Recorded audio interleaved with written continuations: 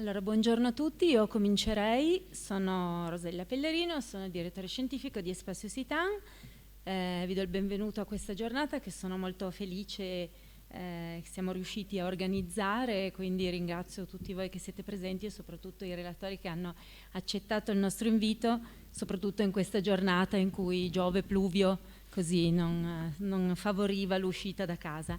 Celebriamo oggi alcuni anniversari che si legano alla figura di Mistral, quindi ovviamente come avrete già visto dalla locandina, i 170 anni dalla fondazione del Félibrige, i 120 dall'assegnazione del premio Nobel all'autore e i 110 dalla sua scomparsa.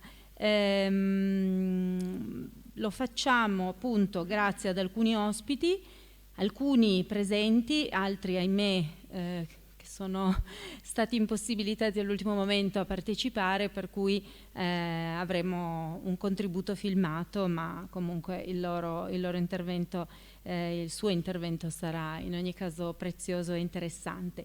Per chi non conoscesse appunto questi anniversari che andiamo a celebrare, ci sarà modo poi attraverso anche delle slide che vedremo di approfondire determinati punti.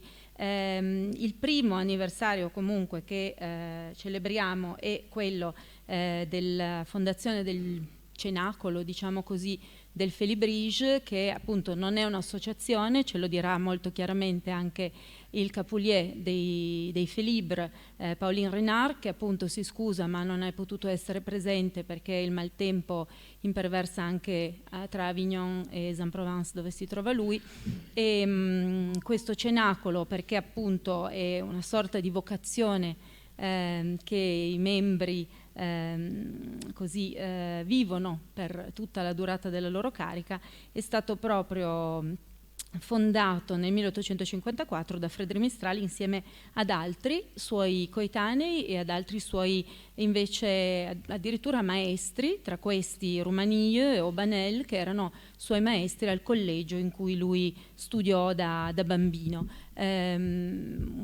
Lo si è ritrovato appunto scritto nei suoi memoire récit, le sue memorie. Lui racconta che appunto è andato a studiare in collegio partendo da Mayenne e mentre ascoltava le preghiere che venivano appunto recitate dai padri del suo collegio, si mise a tradurle in provenzale e arrivò il suo professore, che era proprio Romanillo, lo guardò un po' in cagnesco e lui aspettava già una punizione, e invece Romanillo gli disse: ti piace fare dei versi in provenzale? Vieni che te ne faccio leggere altri. E comincia così da ragazzino alla sua formazione culturale e letteraria nell'ambito della lingua doc. Formazione che lo porta poi a diventare un prolifico autore di poemi. Sicuramente conoscete Mireio, Calendau, Lupo e Madaurose, ma anche un esperto o comunque un appassionato studioso di lingua e di lessico, per il, diciamo, passione che lo porta poi a pubblicare Le Trésor du Félibrige, questa opera meravigliosa, un po' mastodontica in 2 volumi, questo dizionario del provenzale, in cui lui, appoggiandosi a tutta una serie di informatori locali e di contatti, raccoglie centinaia, migliaia di voci della lingua doc. E per Mireio e per Le Trésor gli viene conferito nel 1904 appunto il premio Nobel. Abbiamo anche la fortuna, visto che era già il 1904, di avere qualche immagine filmata. Queste sono delle fotografie e poi c'è un pezzettino anche di clip, la vedremo dopo, del momento in cui lui appunto viene premiato, già molto anziano. E poi celebriamo, come vi dicevo, i 110 anni dalla morte. Ho messo un'immagine della sua tomba, e delle Arlésiennes, le donne di Arles, che vanno un po' come le peripatetiche, diciamo, a piangere nel giorno della sua morte. Quindi della figura di Mistral ci parlerà Pauline Renard, che è il Capulier, come possiamo vedere dalla spilletta che ha sul suo revers. Il Capulier è il capo di questo cenacolo fondato da Mistral, che è ancora attivo e vivissimo oggi, e Capulier viene eletto e rimane in carica per una serie di anni. Il primo Capulier fu proprio Frédéric Mistral, e ha una serie di, possiamo chiamare, sezioni locali, le maintenance e i vari mainteneur, che sono dislocati su tutto il territorio. Ognuno di loro nelle proprie cariche si distingue per una spilletta diversa, quindi c'è la stella del Capulier, poi c'è la cicala d'oro, la cicala d'argento, la pervinca, insomma ognuno di loro è caratterizzato da questa spilletta. Pauline Renard è appunto in questo momento il Capulier in carica, e quindi poi vedremo il suo contributo filmato. Poi avremo il nostro secondo, appunto, diciamo, intervento, che è quello dello stato della lingua DOC attualmente. Quindi Mistral, come dice la nostra locandina, è stato un po' colui che ha riavviato il processo di rivitalizzazione della lingua, ma non tutto è andato perfettamente. Quindi ascolteremo il parere degli esperti e di Riccardo Regis e di Matteo Rivoira, che dell'Università degli Studi di Torino, che ringrazio molto, che sono autori di questo volume molto interessante, che fa parte di una collana, Dialetti d'Italia, e che loro hanno per la quale loro hanno indagato Piemonte e Valle d'Aosta, che ci viene sempre attaccata la Valle d'Aosta, ce la ritroviamo sempre, insomma, come se fosse parte anche della nostra regione. E insieme a loro, appunto, che sono appunto dialettologo e sociolinguista, capiremo appunto come si sente l'occitano, se sta poco bene, il suo stato attuale, e avremo modo anche di porgere loro poi di rivolgere loro delle domande. E infine avremo ultimi, ma non ultimi per importanza sicuramente, gli amici Giampiero Boschero e Fredo Valla, che anche loro ringrazio moltissimo, che ci parleranno di una curiosità che forse molti di noi in sala non conoscono. Loro sono, sapete, indagatori, studiosi di tanti aspetti della cultura delle nostre valli e non solo, e il loro intervento oggi si dedicherà a una figura, quella di Maddalena Juvenal di Samperio, della Valle Varaita, la cui appunto vita si lega strettamente a quella di Frédéric Mistral. Di più non spoilerò, così lascio l'effetto sorpresa quando interverranno loro. Questa giornata, poi concludo, rientra in una delle iniziative della lunga serie Valle Maira 28 maggio 2028, da un'idea di Secondo Garnero, che è in sala e che ringrazio, che alcuni anni fa appunto propose a noi, all'Unione Montana, di celebrare questo momento che si stava avvicinando del compimillennio dalla prima attestazione scritta della parola, dell'espressione Valle Mairana in un testamento, appunto, di farlo attraverso una serie di appuntamenti grand public in cui spiegare degli aspetti peculiari delle nostre valli, della nostra lingua, della nostra storia. Negli anni abbiamo organizzato varie giornate di studio, e questa appunto anche oggi rientra in questo calendario, che adesso, visto che la data si avvicina, si farà sempre più ricco, sempre più fitto di appuntamenti, fino appunto a non festeggiare il 28 maggio con tutta una serie di eventi che andiamo a costruire. Ringrazio anche il sindaco di Dronero, Mauro Stesano, che è presente qui in sala, e spero di non aver dimenticato nessuno dei presenti. Lascio la parola a Michelangelo Ghio, che è il presidente dell'Espacio Sitan, anche lui per un saluto. Grazie.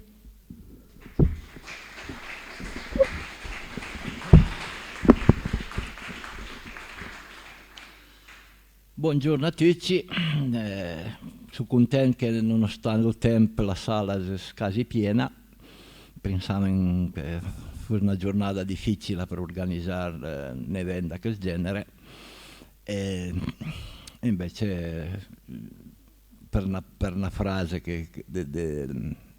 Mistral che dice Aria Press, comunque calcola sempre che questa cosa va avanti. Due parole in occitano, mi piacerebbe fare tutto il discorso, ma adesso parlerò in italiano. Io faccio un passo indietro. 3 anni fa eravamo qua, nel 700 anni della morte di Dante, del 1321, con, come già che si chiama Maria Soresina, a presentare Dante il Cataro. 1321 è una data secondo me un po' spartiacque, perché in quell'anno è morto Dante ed è morto quello che è definito l'ultimo Cartaro, Belibast. Sia Dante che i Cattari fino lì usavano normalmente e correntemente la lingua occitana o lengadocco provenzale. Non voglio soffermarmi sulla terminologia perché secondo me è un approccio sbagliato questo qua, ma più che altro sul contenuto che c'è dietro questa lingua, che era una lingua di una nazione, di un popolo che aveva un suo modo anche di concepire la società, quindi dei modelli sociali diversi, e credo che le battaglie contro la lingua e contro i cattari, contro gli eretici, fossero più diretti a questo modello sociale che dava fastidio. E io vedo un po' quella data una spartiacque. Da lì in avanti, dopo i cattari, si è istituzionalizzato in qualche modo l'Inquisizione, che poi è diventata una cosa iperorganizzata, e vedo in Mistral uno dei tanti personaggi che nel tempo hanno comunque tirato fuori questo spirito, questa cosa, e quindi riprovato a portare in auge, in uso la lingua occitana, il provenzale, non solo perché vogliamo parlarla, ma perché porta dei messaggi di questo genere, anche di fratellanza, di amicizia, di amore. Anche tutta la letteratura trobadorica è su questo tenore. Quindi per me il passaggio a Mistral è un passaggio importante. Anche lui ha avuto una parte politica, non solo il Felibrigi, non solo di recupero della lingua, ma anche di resistenza al governo centrale francese, che comunque in quegli anni, come poi è successo in Italia, le minoranze davano fastidio, e quindi si è cercato in tutti i modi di tenere sotto controllo, di eliminarle. Questa cosa non riesce mai perché lo spirito di questi popoli continua, si trasmette oralmente o non so, in qualche modo si continua a trasmettere, e quindi, per citare la frase di Mistral dice nella sua ultima opera: la mia fede non è che un sogno e questo lo so. Anch'io lo so, ma continuiamo a sognare, ci sono altri che continuano a sognare con noi.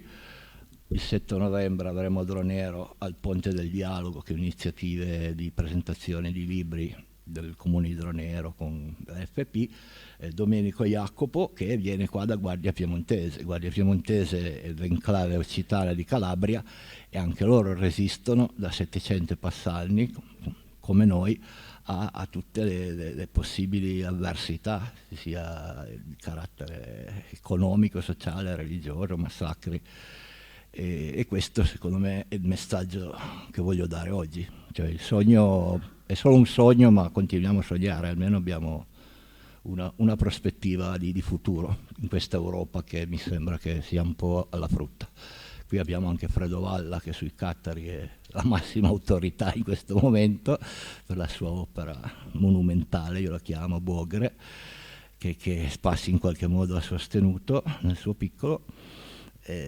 Quindi mi piaceva fare questo legame partendo da allora, per poi andare anche al 28 maggio 2028, ma adesso stiamo andando indietro, stiamo anche pensando a come ragionare su quelle date lì, cosa c'era nel 1028, perché è una data simbolica, ma le informazioni vere ne abbiamo poche di quel periodo. Grazie a tutti per esserci, e adesso lascio la parola a Rosella.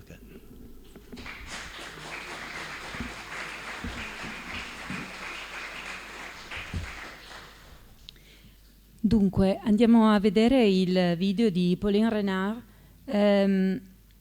Visto che solo all'ultimo momento ha saputo di questo suo impedimento, ce l'ha mandato ieri pomeriggio, non siamo riusciti a sottotitolarlo, qui metto già le mani avanti, e in provenzale avignonese. Capirete tutto, ve lo dico già fiduciosa, però vi faccio un brevissimo assunto di modo che possiate seguire meglio sua narrazione. Innanzitutto Pauline Renard è capolinea dal 2022 e lui è un animatore culturale e un cronista anche per France Bleu Vaucluse e quindi è un fine appassionato e studioso proprio in modo particolare della cultura e della storia della Provenza. Ha voluto intitolare il suo intervento Frédéric Mistral, colui che ha generato un po' la respelido, questa parola la traduciamo, la rinascita, la nuova fioritura della lingua doc. Lo fa in modo anche molto lucido, quindi non abbandonandosi a uno sguardo sognatore oppure che si ripiega solo sui bei tempi andati.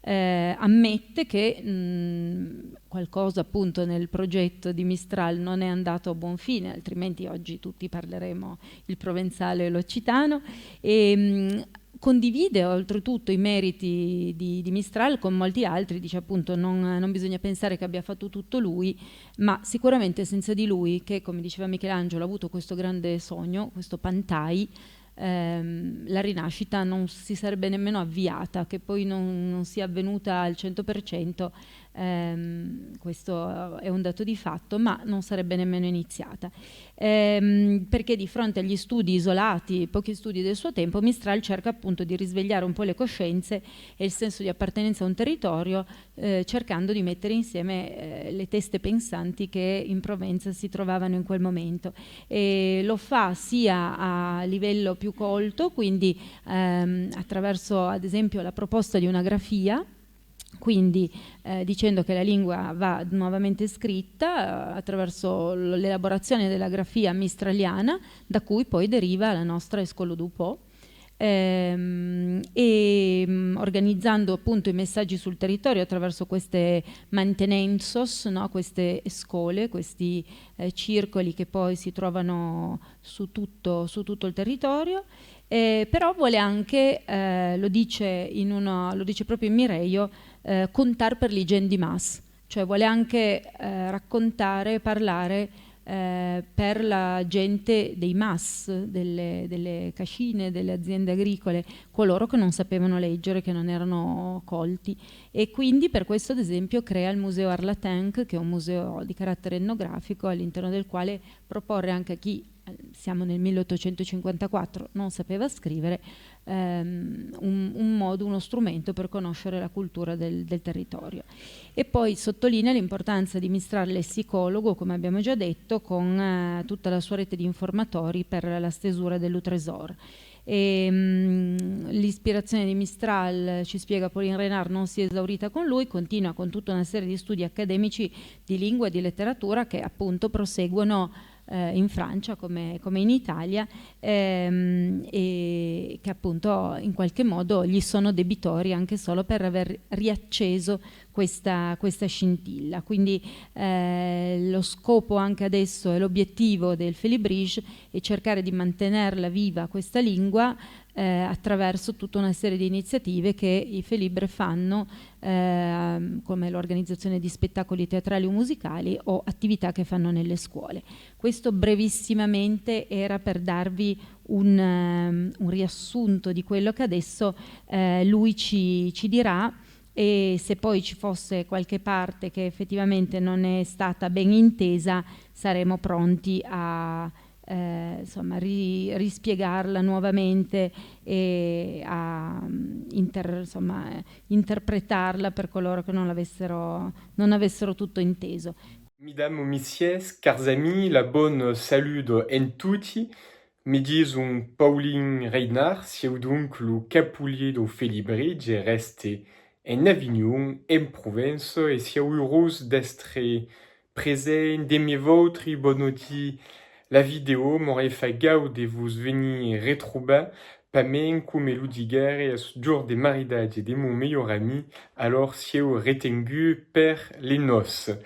Me fai gaud de participer a voste rescontre en aquest anad anniversari do Felibridge, l'avez dit, lo sabes tutti, 170 ans de la fondation do Felibridge, 120 ans do Premi Nobel de littérature de Frédéric Mistral, et mai li 110 ans de sa mort, restent que morigué en 1914. Alors, per parlar de Frédéric Mistral, inspirator de la respelide de la langue do, s'agis de se ramenta lo contexte societau de l'époque do mitan do siècle XIX. Il y a d'impertud in tutti i païs d'Europe la fameuse l'occupation, la préoccupation maggi portado per lo printemps di langue, la fameuse libertà di popoli de disposa d'elli même. Valent a dire lo biai de chosi la langue che podon parlar perso che nous vai interessa. À quelle proposition, à quelle libertà Mistral la vai incarna, vai sacer l'entendre e surtout vai sacer la dire, la faire entendre au monde provençau, au monde occitan, e la rendre per tutti es un po' aco la sapienza de Frédéric Mistral, sacer dire e faire entendre. De segur, per li che voudrien faire creire che Mistral a tout fa soler, de segur es pas verei, mai lo contrari es pas verei ni mai, sens Mistral, y aurait pas eu de respelide, de renaissance de la langue do, ni mai tout ce qu'aven de littérature aimé, donc segur, lo premi Nobel. Alors, cour parlant de Mistral, inspirator de la respelide, c'est faux ramenta lo contexte avant 1954 et la création do Felibridge le 21 de mai a Castelnau de Gadagne, un piccolo village proche d'Avignon. Frédéric Mistral vegué diman d'autor de son temps ou diman d'une personnalité qui parlavon la langue qu'era sa langue do Bresse, que fazien qualqui diccionari, que fazien qualqui escrits en langue nostre, cadun dins son parlar, cadun aimé si biai de dire e lucau e a quoi est important per l'évolution de la langue, et d'édition un peu limitade, d'édition qui connaissiem pas gaire des réclames, faut dire qu'il n'y avait pas l'immédiat moderne des communications, pas internet, pas la télévision, pas les maillots sociaux per faire aquelles réclames. Et puis, il faut dire também que toute la population s'habillait pancar les dit si en lieu per la France de l'école gratuite et obligatoire per tutti. Donc Mistral va y regarder à quoi et se servira d'ailleurs dans la base de son travail de lexicographe et per écrire le trésor do Felibridge, se servira d'aquelles œuvres qui sont mai anciennes qui est son travail. Faut dire que Mistral fuguait une esviaire de conscience. Baki. Per Mistral, il y a une langue, il y a un peuple, ce qui veut dire une race, qu'il faut comprendre la définition du mot d'aquelle époque, et il y a un sentiment national d'appartenir à un territoire riche et d'avoir une terre riche qu'il ne faut pas laisser passer, qu'il ne faut pas perdre. Et par coup, Mistral dira faut organiser un peu de cause. D'abord, faut permettre au peuple d'avoir conscience d'aquest héritage, d'aquelle histoire, et d'avoir conscience qu'aquelle histoire est à cadun des estats de son endre. Esperaco come faire? La langue la faut parler. En 1954, la langue est en danger, a déjà, et Mistral dira, faut parler quelle langue, mais la faut garder, la faut écrire. Mistral et José Romani travailleront pour mettre en place la graphie mistralienne, que vous savez tutti, et commenceront les publications d'obradi. Pense per exemple à l'Armana Provença en 1955, che è encara edita a l'Oroda, le numéro per 2025, 20 just d'espedi, et aquelle publication sera la commençance d'une littérature, des publications des journaux, des publications d'Armana, qui faran flori per diffuser la langue, la faut d'una en tutti. Puis, faut organiser le travail collectif, faut organiser l'œuvre. Il n'y avait pas, au mi-temps du siècle XIX, d'institutions, d'académies de la langue d'eau, et ce que Mistral fera Emile Felibrigi. Le Felibrigi, qui est fondé donc en 1954, monte se faut bien rappeler que demi l'histoire d'apparemment de la langue, il y a também une histoire d'amistad et de rencontres. Une amistad entre Frédéric Mistral et les primadiers, et on sait, vous savez, et une histoire de faire un camin commun per l'honneur de la langue. Et à aquest camin se farà aimer des gens qui ajudaran chacun aimer ses talents, chacun aimer son métier, pense particulier à Aubanel et à Romani qui faront les éditions de toutes aquelles œuvres, per faire connaître aquelle langue et per la transmettre à l'esprit. Et puis, Mistral aimé le Felibrigi et va organiser le message sur le terrain. Cour va fonder les maintenance, cour en 1976 sarà numai les premiers majoraux do Felibrigi, sarà le biais et l'escasence d'expandir non pas la personnalité de Frédéric Mistral, ni même simplement l'œuvre littéraire, mais d'expandir le message mistralien, valent à dire le mistralisme.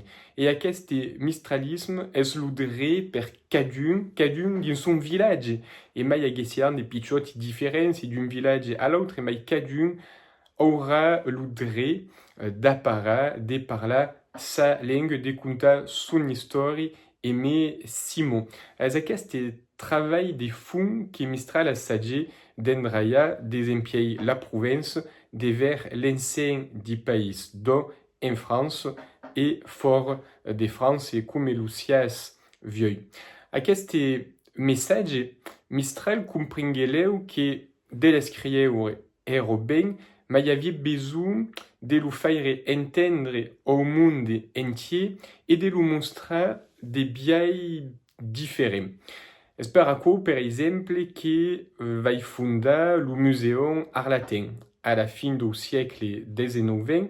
Aquest muséum, per eux, est encore un autre biais de recamper dans un même endroit tout ce qui représente la province de l'époque. À la début des Mireilles, Mistral dit car cantant que per vautri au pastre et gen dimas. Mais comme vous le diguez Hades, à l'époque, tout le monde ne savait pas les dire. Il fallait trouver un biais de cantar per les gens dimas, per les gens di campagne, souvent qui n'avaient pas assez à l'éducation.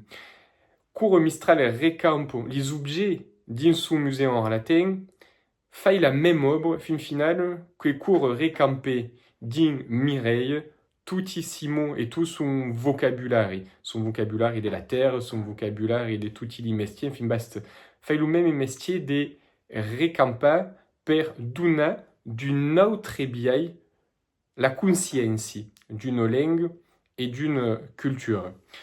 De ségur, c'est pour pas parler de Mistral sans parler de son œuvre, la vendue du trésor de Felibrigi. À qui parier, aquest travail per recamper tutti les mots dans tutti les dialectes de la langue d'eau fut un travail que Frédéric Mistral pusque pa faire soule.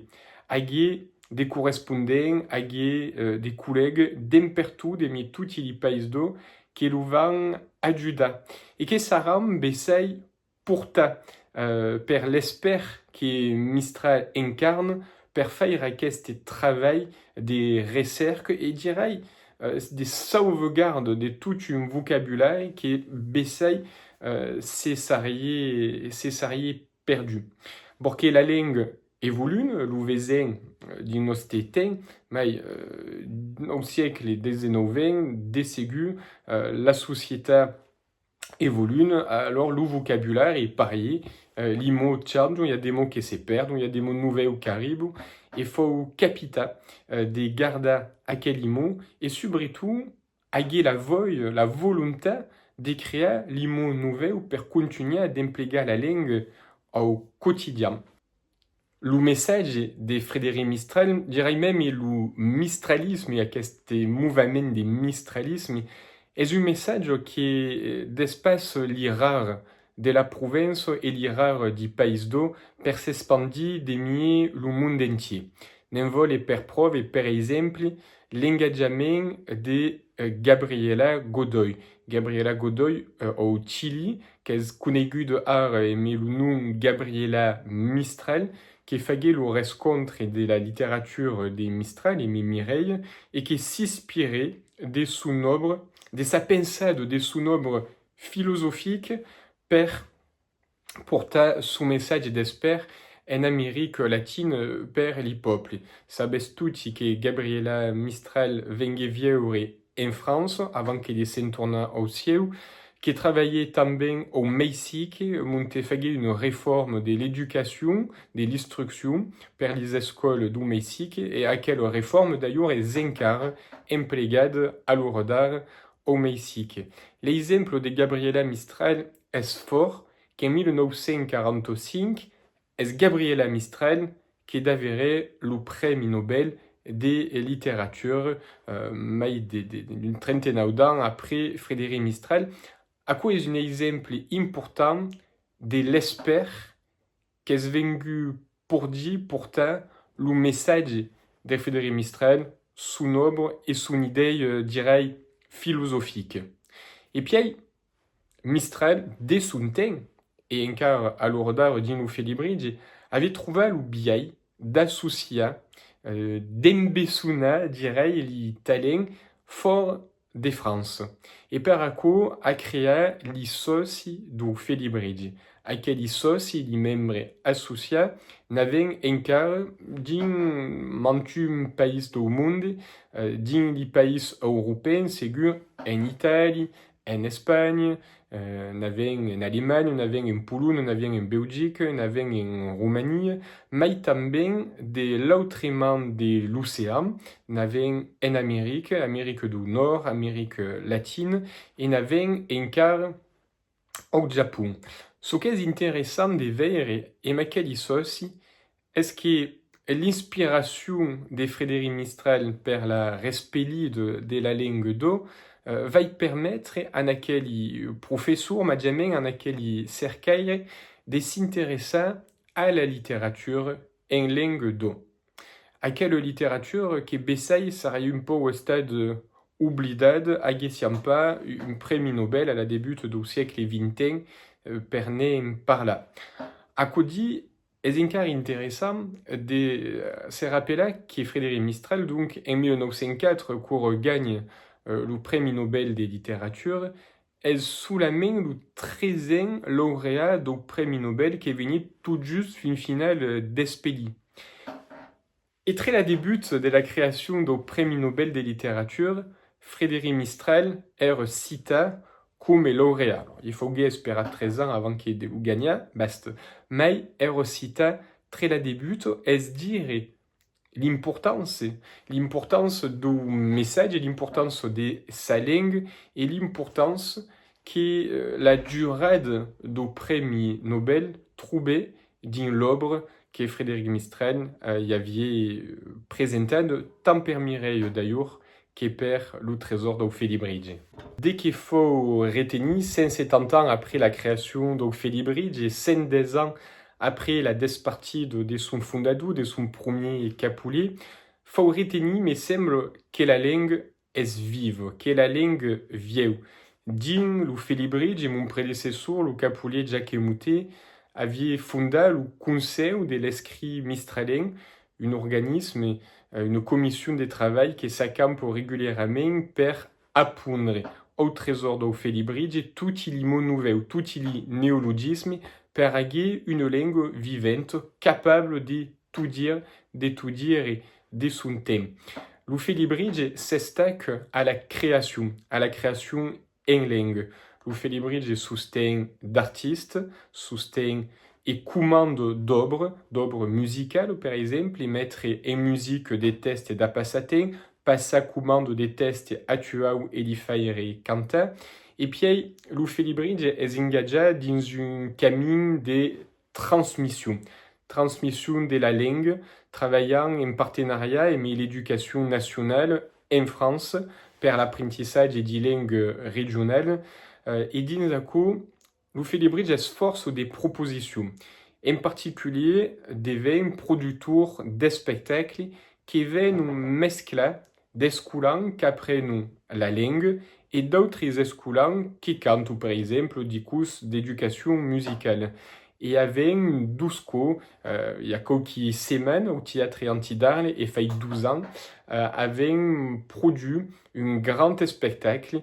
Frédéric Mistral en canson monté quasi 1000 escolans se retrouvèrent sur la scène du théâtre Anti per cantar, Frédéric Mistral canta 6 chansons, mais aussi per jugar, per préposer sa vision du monde, sa vision de langue et des cultures régionales.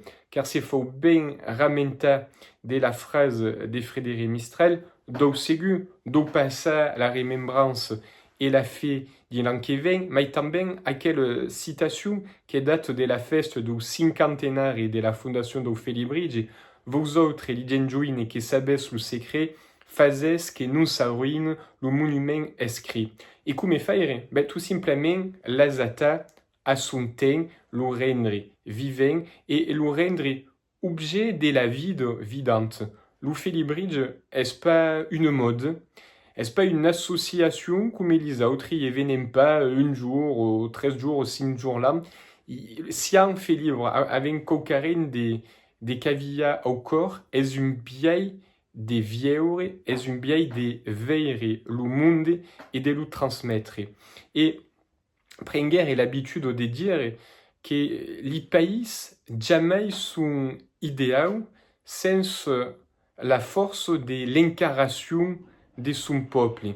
L'incarnation de son peuple per montrer toutes les richesses de son pays, per les cantar, per les crider, per faire entendre sa langue et surtout per conter son histoire et per la transmettre à ses enfants.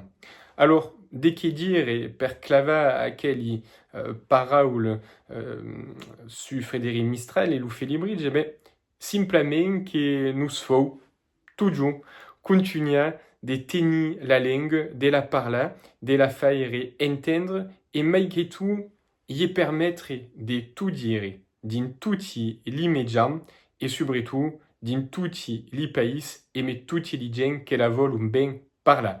Gramercy en tutti vous souhaite une bonne journée et au plaisir de vous retrouver.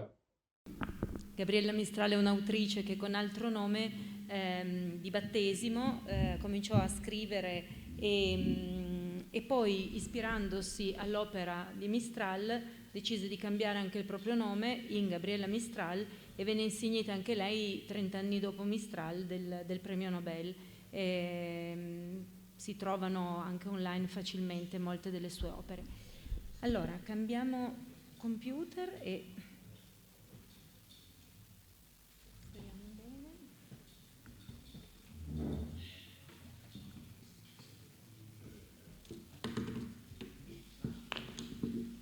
Passiamo al secondo dei nostri interventi con i professori Riccardo Regis e Matteo Rivoira dell'Università degli Studi di Torino, che sono rispettivamente sociolinguista e dialettologo, Il loro curriculum è lunghissimo, quindi non lo cito, ma si occupano, si occupano appunto da anni delle lingue del Piemonte, in particolar modo appunto oggi ci parleranno dell'occitano, indagando lessico, morfologia e la vitalità. Ti lascio il posto qui così vi lascio manovrare e io mi metto. Sì, io ve le faccio, ma mi metto a lato e vi lascio il posto d'onore. Così usate un po' qui il microfono. Tanto se sto noi lo devo spostare. Eccoci.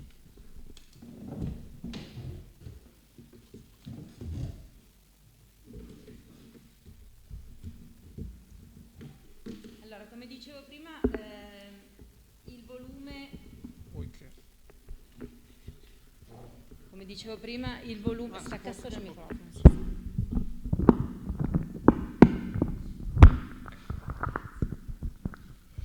Come dicevo prima, appunto, il volume si intitola Dialetti d'Italia, Piemonte e Valle d'Aosta e quindi immagino che sia stata una grossa sfida riuscire a condensare in un numero relativamente breve di pagine tutto quanto appunto è inerente le lingue del Piemonte e anche della nostra regione, diciamo, annessa. Come avete affrontato, la mia prima domanda, questa sfida? Perché appunto, come sicuramente saprete, in Piemonte e in Valle d'Aosta si parlano tante lingue o tanti dialetti, come li vogliamo chiamare, quindi il piemontese, l'occitano, il franco-provenzale, poi c'è addirittura il valser, insomma. Quindi come avete gestito, anche da un punto di vista logistico, come vi siete divisi il lavoro e appunto come lo avete organizzato? Sì, grazie, buonasera a tutti. Dunque, come abbiamo organizzato il lavoro? Allora, come ricordava Rosella, certamente l'area di cui ci siamo occupati è molto complessa dal punto di vista linguistico. Noi abbiamo deciso di concentrarci sulle lingue, diciamo così, autoctone neolatine e quindi sul piemontese, sull'occitano e sul franco-provenzale. Questa è stata la scelta di partenza. Ovviamente c'è una sezione iniziale in cui diamo conto anche delle altre presenze, quindi il valser nel Piemonte settentrionale, le altre varietà italo-romanze, lombarde nel Verbano Cusio-Ossola nella provincia di Novara, parlate liguri a sud, la presenza anche dei Sinti, quindi della Romani e anche di un piemontese dei Sinti, e poi anche del giudeo-piemontese ormai presumibilmente estinto, di cui parlava ancora Primo Levi nel primo racconto del sistema periodico. Ecco, io mi sono occupato in particolare del piemontese, Matteo invece delle due minoranze gallo-romanze, cioè l'occitano e il franco-provenzale.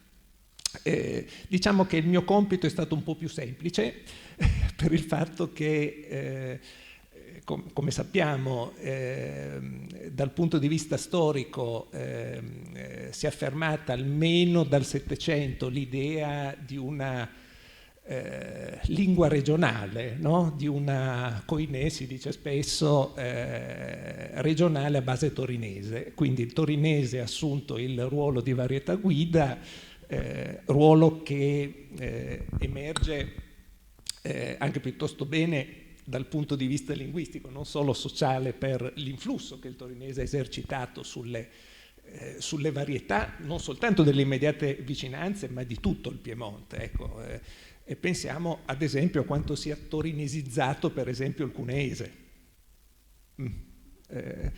per citare un esempio, di oltretutto un centro che si trova a oltre 90 chilometri, e 90 chilometri nel Settecento, nell'Ottocento rappresentavano senz'altro una distanza considerevole. Quindi il mio compito è stato facilitato in questo senso. Non sorprende che io abbia scelto di utilizzare come varietà di riferimento il torinese, perché a questo porta un po' la storia della nostra regione. Abbiamo cercato però ho cercato io, ma l'abbiamo fatto di comune accordo, di inserire dei riferimenti frequenti e puntuali ad altre varietà di piemontese. Quindi si trovano molti esempi relativi alle varietà monferrine, alle varietà canavesane, alle varietà langarole, eccetera. Quindi non è stata trascurata la variazione, però ecco, la particolare storia della nostra regione mi ha indotto a privilegiare nella descrizione il torinese, no?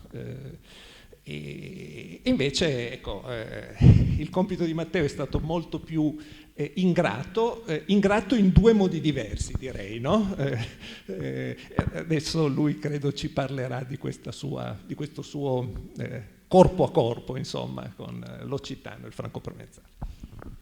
Sì, appunto, come sapete nelle nostre valli manca una grande città di riferimento, no? C'è qualche cosa per il franco-provenzale se noi consideriamo Aosta, salvo che Aosta è proprio il luogo dove più precocemente si è un po' abbandonato il franco-provenzale.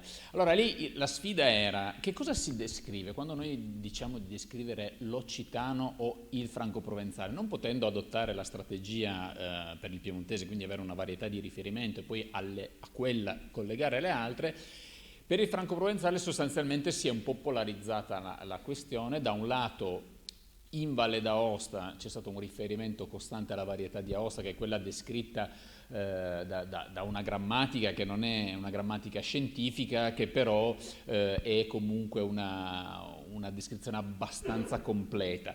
Per le valli invece del torinese franco-provenzali, noi lì avevamo una documentazione molto diseguale, degli ottimi studi di Lotte Zörner per la Valle dell'Orco. Lotte Zörner ha descritto anche la Val Po, quindi la conosciamo anche dalle nostre parti, e poi opere di varia natura, dizionari, grammatichette, descrizioni parziali. Quindi si è un po' cercato ho cercato un po' di tenere in considerazione un po' tutto. Ecco, diciamo che forse il franco-provenzale è l'estremo opposto, no? Dove c'è solo variazione, c'è solo effettivamente non c'è una convergenza, se non a livello molto superficiale, soprattutto in Val d'Aosta, per cui in fondo i raggruppamenti linguistici che noi possiamo individuare sono decisamente arbitrari, al di là dell'opposizione alta valle, bassa valle in Valle d'Aosta. Poi per le valli del torinese in fondo noi possiamo adottare delle ripartizioni geografiche, ma poi linguisticamente non rappresentano delle vere unità. Per l'area invece delle valli occitane la situazione si poneva ancora un po' diversamente, era una via di mezzo, se vogliamo, un po' più facile per certi versi. Lì la scelta è stata quella di privilegiare la descrizione delle varietà centrali, quelli delle valli centrali, Valmaira, non tanto Valmaira per un motivo che dirò, Valvaraita soprattutto, Vallestura, un po' perché sono le varietà effettivamente poste a metà dell'area, e quindi in qualche modo descrivere un sistema incentrato su quelle varietà lì permette poi dei più facili agganci sia sulle varietà meridionali, con le varietà meridionali, quindi quelle della Val Vermenagna, Val Gesso sostanzialmente, sia con le valli più settentrionali, in particolare innanzitutto la Val Pellice, che è un po' di transizione, e poi con le valli settentrionali vere e proprie, Val Susa e Val Chisone, che presentano dei tratti molto divergenti. Chiaramente in questo caso qua ci siamo dovuti appoggiare a vari lavori e lavoretti, per cui pur sempre avendo quest'idea di salvaguardare una unicità di fondo che si descrive attraverso quello che pomposamente chiamiamo diasistema, cioè un modello linguistico in fondo astratto e poi, come dire, nel quale noi ricollochiamo tutte le varie i vari esiti, le diverse varietà, ma soprattutto i diversi fenomeni linguistici ricondotti a un'unità generale. Per cui, per esempio, laddove dettagliamo l'inventario fonologico della parlata, il modello è stato quello di Bellino. Perché Bellino? Perché Bellino? Perché c'è un dizionario spesso così, e quindi quando noi vogliamo dettagliare le opposizioni stelo e stello, aperta e chiusa, una sta nel cielo, l'altra la metti nel fuoco della stufa, è chiaro che era più facile. Poi cos'è che abbiamo? La fonetica, i nomi, cosa abbiamo usato? Chianale, che non è tanto distante da Bellino, ha il vantaggio di avere la grammatica di Ottonelli che è fatta bene, nel senso che ci sono un sacco di robe, bisogna un po' cercarsele, nel senso che noi poi avevamo un modello di descrizione, ma questo anche nel suo caso, noi avevamo un modello di descrizione, diciamo, scientifico, ma non, ma come dire, sostanzialmente tradizionale, dopodiché quando tu vai a cercare nelle grammatichette, come le grammatichette chiamo così, le descrizioni fatte che magari trovi all'inizio di un dizionario, come dire, le tue categorie poi devono filtrare il magma, e quindi, come dire, per non fare un esempio, quando parli dei soggetti obbligatori, dei clitici, credo che li trovi descritti in tutti i modi possibili, con pronomi verbali, non pronomi, come particelle del verbo, insomma tutte quelle cose lì. E poi così a seguire, diciamo che in fondo Chianale è stato un po' il riferimento, qualche allargamento alla Vallestura. La Vallestura in realtà avrebbe funzionato anche molto bene, avevamo da poco pubblicato una grammatica dell'Alta Vallestura, che è forse una delle aree più conservative, dove si conserva meglio il diasistema originario, e quindi poteva essere quello punto di vista. Diciamo che una delle difficoltà maggiori, che è quella però di entrambi, è che la collana, che come dire, ha come obiettivo quello di descrivere la situazione linguistica, le varietà linguistiche presenti in tutte le regioni, tranne noi che abbiamo 2 regioni insieme, e 3 varietà diverse, però lo spessore sempre, il numero di pagine a disposizione era sempre lo stesso, che è una difficoltà che noi abbiamo avuto e altri hanno molto di meno. Privilegiava per l'appunto una descrizione di tipo strutturale,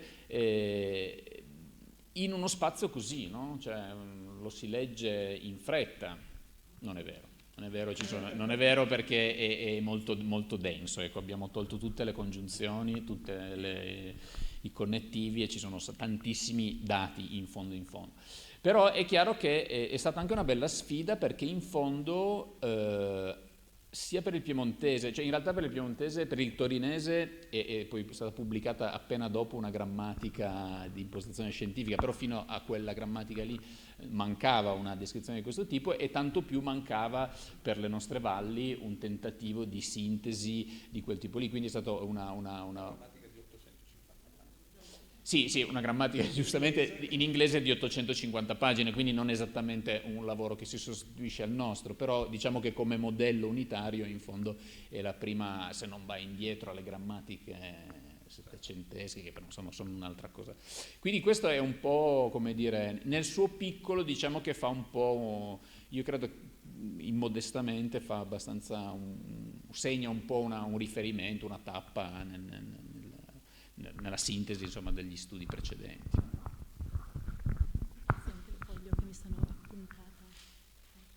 Tra l'altro poi farò anche una domanda dopo su una varietà di occitano che insomma è ancora più rara dei guardioli, che magari molti in sala non conoscono, ma magari te lo chiedo dopo. Volevo chiederti a entrambi appunto qual è stato il ruolo appunto degli studi, me l'avete appena detto, degli studiosi anche locali, ma qual è secondo voi in questo momento lo stato dell'arte delle nostre lingue locali? Cioè c'è ancora una trasmissione familiare, intergenerazionale?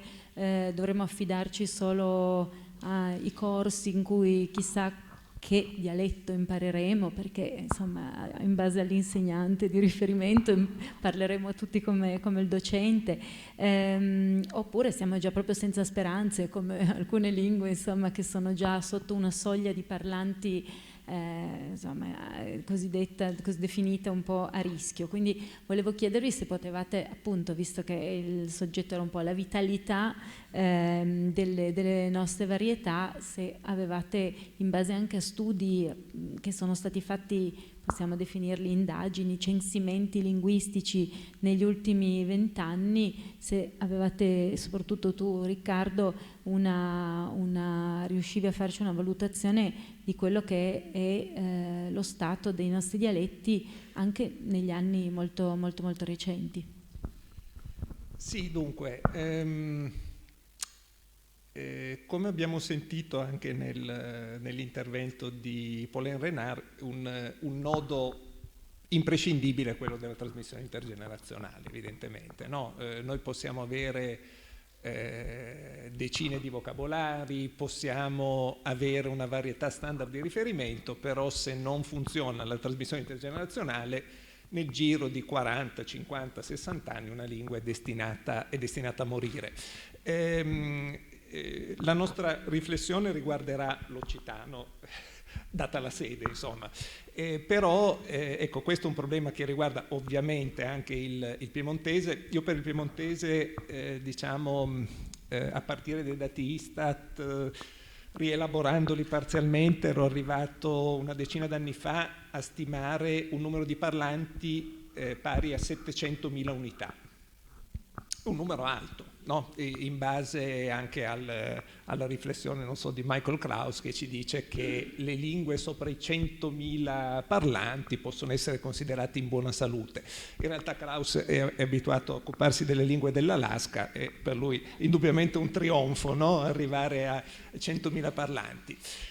Quindi questi 700.000 parlanti sembrerebbero rinfrancarci, no? In qualche modo, però bisogna tenere conto di varie cose, la struttura della popolazione per esempio, no?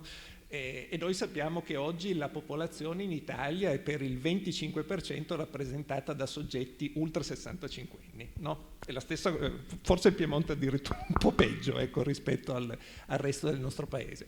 E quindi ecco, questi sono quindi dobbiamo sempre domandarci quale sia la struttura di quel numero, cioè i numeri assoluti in sé ci dicono poco, no? Tutto sommato.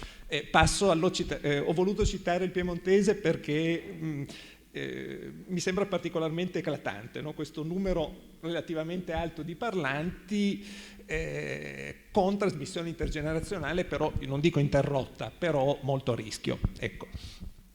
Nel caso dell'occitano, ecco, fra l'altro proporremo 4 categorie che trasmissione intergenerazionale, numero assoluto di parlanti, rapporto tra numero assoluto di parlanti e popolazione totale e domini d'uso, sono diciamo i 4 valori, 4 fattori proposti da 2 linguisti americani, Lee e Van Wey, che qui noi appunto riproponiamo e utilizziamo.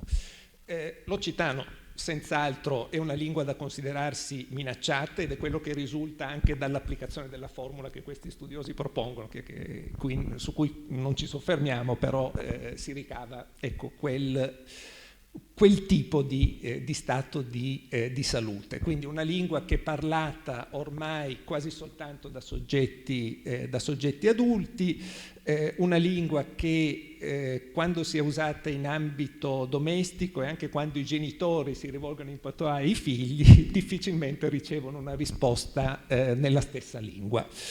Tutto è perduto quindi? Non è detto. Un fenomeno quantitativamente limitato ma significativo è quello dei cosiddetti neoparlanti.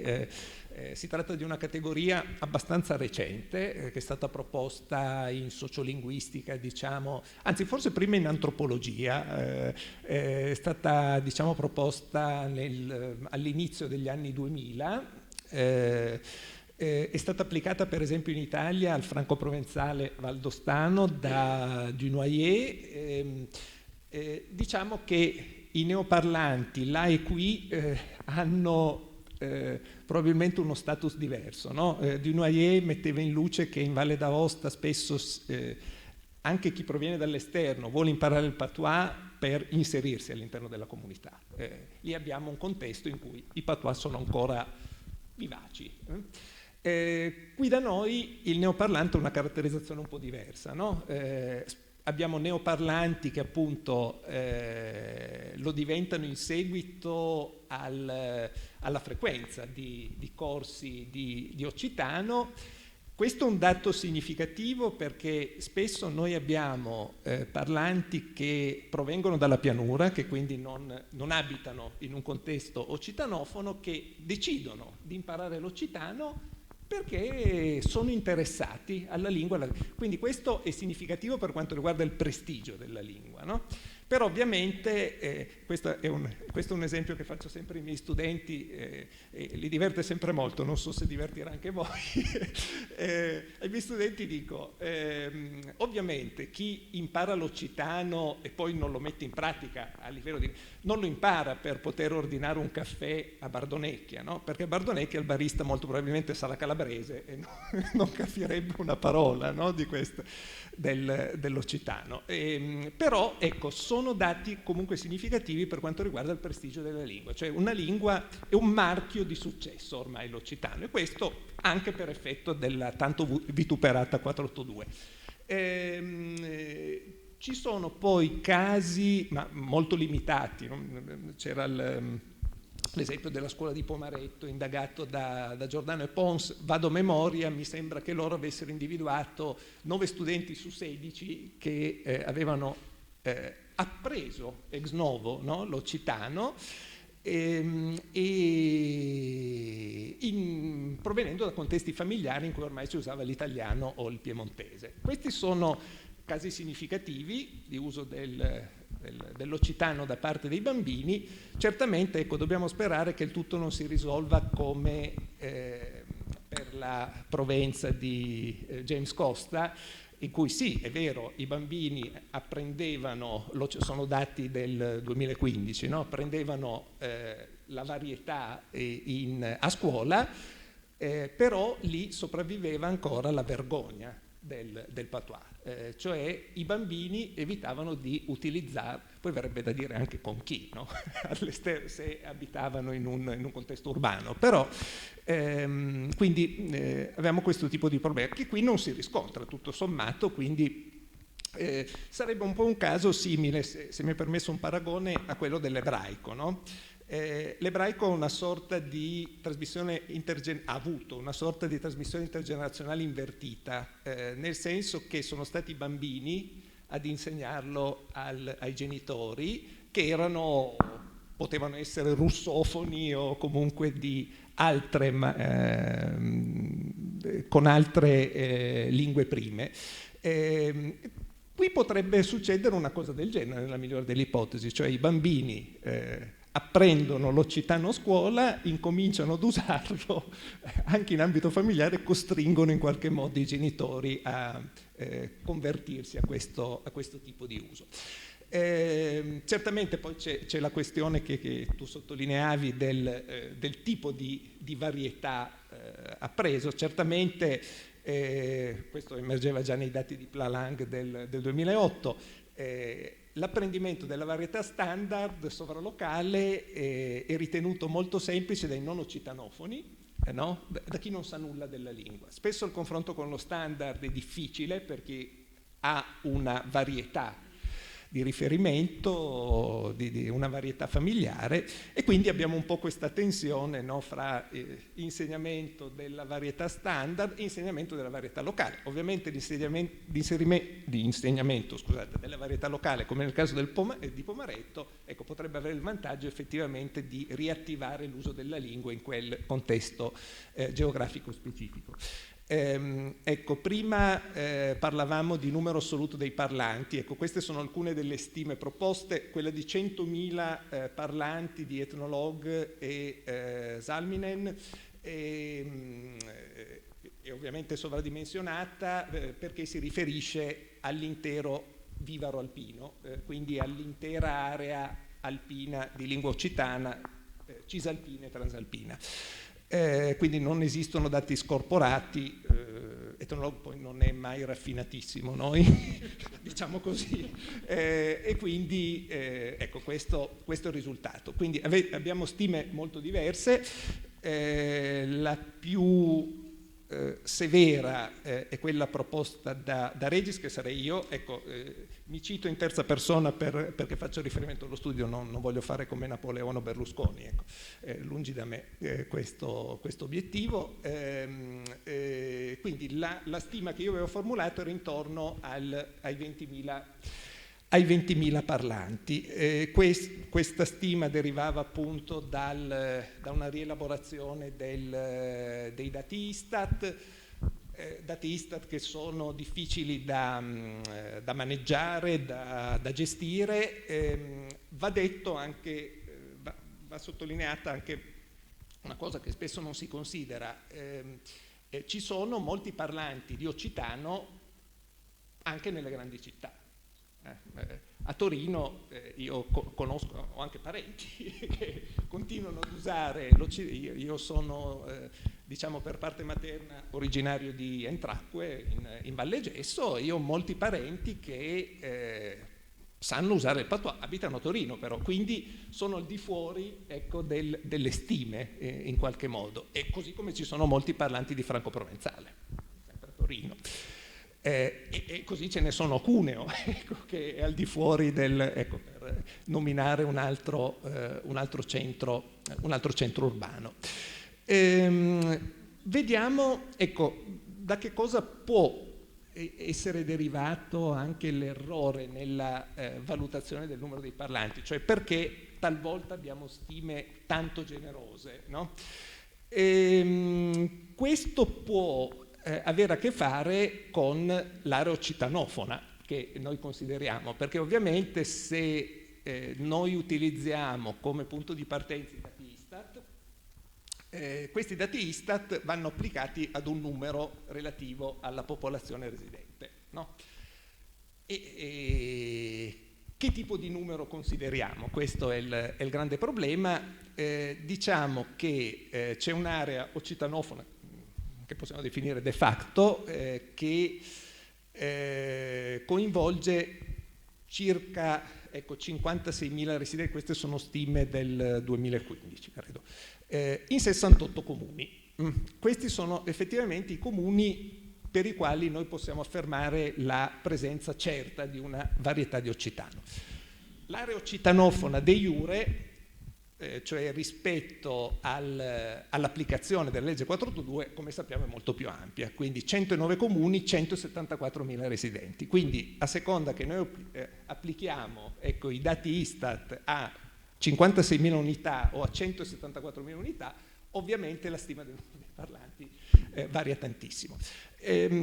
Vorrei aggiungere una cosa, ecco, rispetto, ce la faccio, sì,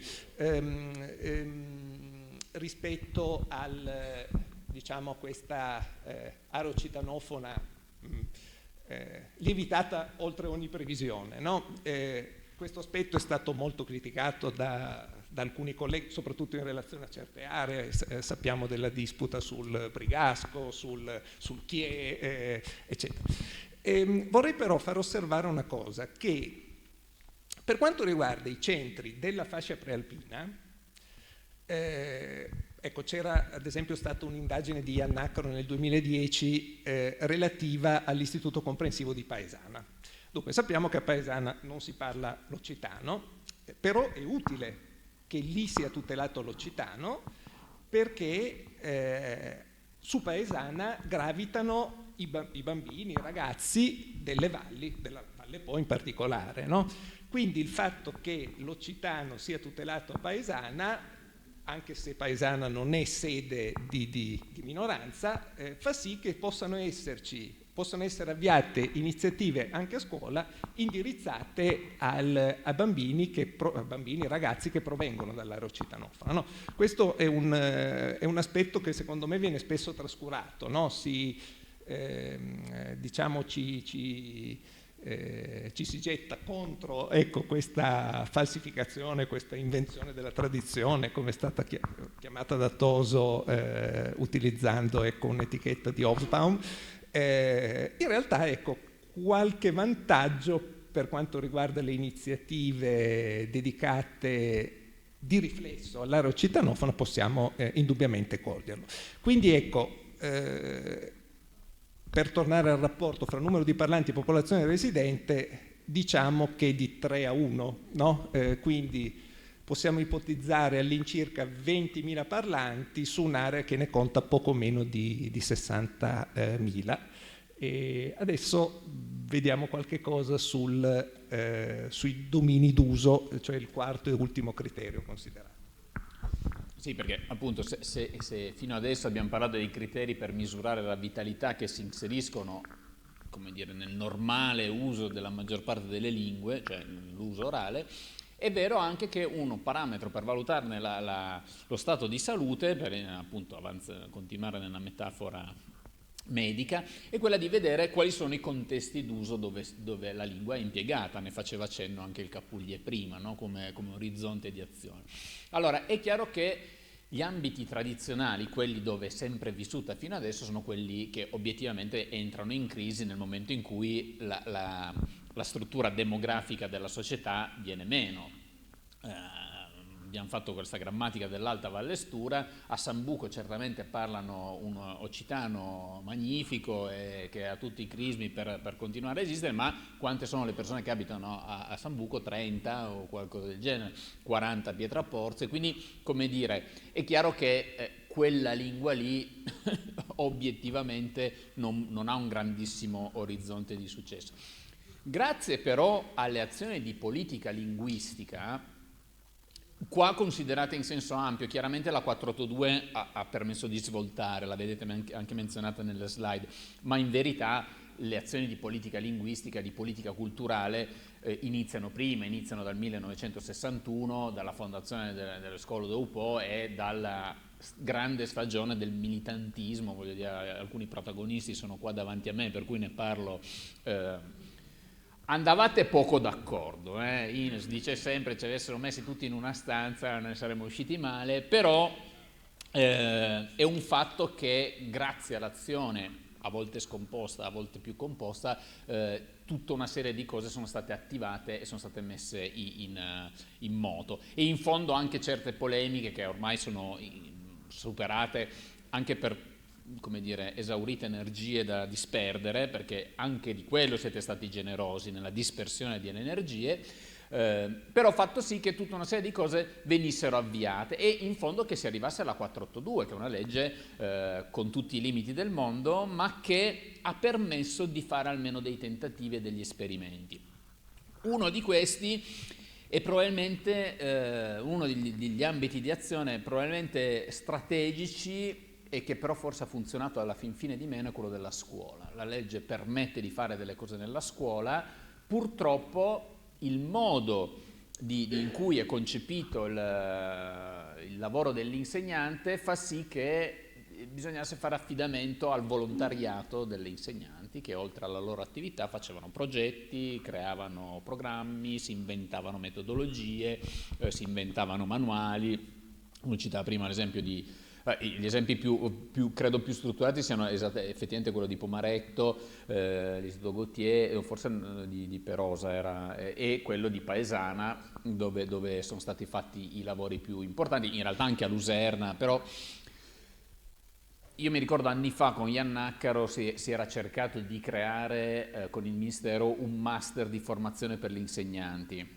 Non se n'è mai fatto nulla, loro a Roma si hanno inventati che in questo master ci dovevano essere 700 ore di insegnamento frontale della lingua. Io mi immagino le maestre e i maestri che dopo aver fatto lezione dalle valli scendevano a Cuneo per farsi insegnare l'occitano 2 o 3 ore al giorno per tutto il percorso del corso. Non ha mai funzionato, però dall'altro lato effettivamente quello era un aspetto tutto sommato forse da non sottovalutare, perché la maggior parte dei progetti che io ho visto nella scuola sono progetti in cui è stata valorizzata la competenza sulla lingua, sulle tradizioni, spesso mescolando tradizioni e lingua, e molto poco di lingua. Perché? Per tutta una serie di motivi che sappiamo, perché manca materiale documentario, mancano manualistica, manca un'idea di lingua unitaria, manca la formazione degli insegnanti. Sì, era un climax il mio, era un salendo, mancano gli insegnanti motivati, manca un contesto di motivazione di questa azione qua, che, come dire, sabato c'è stata una conferenza a Parigi in cui hanno dibattuto insieme Philippe Blanchet e James Costa sulle questioni della lingua, e tutte e due erano d'accordo, e noi con loro, nel mettere in evidenza come la questione linguistica fosse innanzitutto una questione politica e non una questione di termini, di struttura delle lingue, di scelta delle varietà, eccetera, eccetera, innanzitutto una questione politica in senso ampio.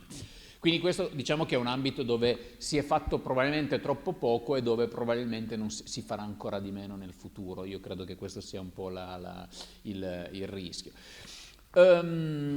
Certamente lo sportello linguistico, che è una delle azioni messe in atto dalla 482, quantomeno per come è stato interpretato nella maggior parte dei casi nelle valli occitane e nelle valli franco-provenzali, è stato un buono strumento. Perché dico interpretato?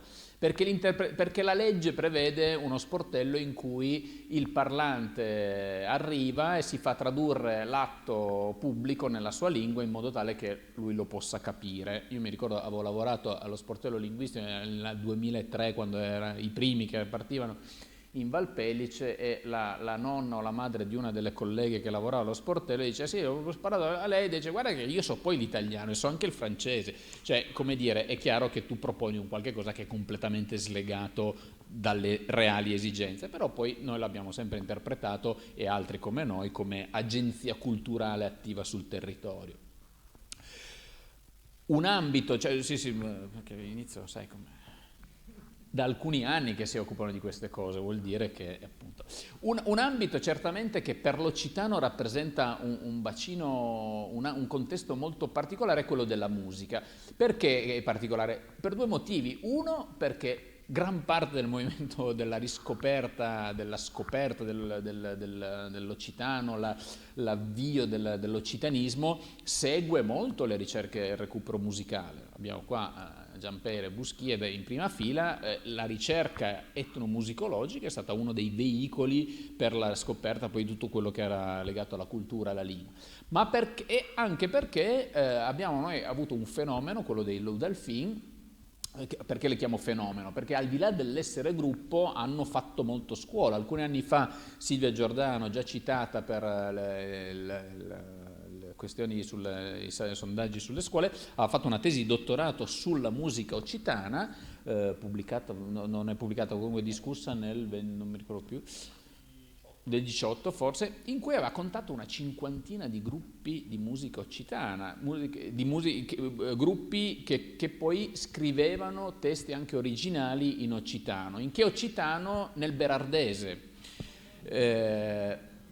Ma andrà tanto male? Non credo, cioè in fondo era un sistema. Il contesto del berardese, per chi è la lingua di Berardo, che è quindi orientata sulla Valgrana, però era un fenomeno di costume per cui questo sì che ha contribuito moltissimo ad aumentare il prestigio evocato prima dal collega, cioè l'idea, non tanto la diffusione della lingua quanto il fatto che in fondo fa abbastanza figo fare delle cose occitane, parlare occitano, e quindi intaccare quello che è il più, come dire, terribile, come dire, la debolezza più forte, che è quella del prestigio percepito. Perché in Provenza non funziona? Perché in Provenza c'è il trauma dell'abbandono della lingua, molto più. Da noi abbiamo il trauma dell'abbandono delle montagne, no? Tutti i poeti scrivono prima o poi di quello.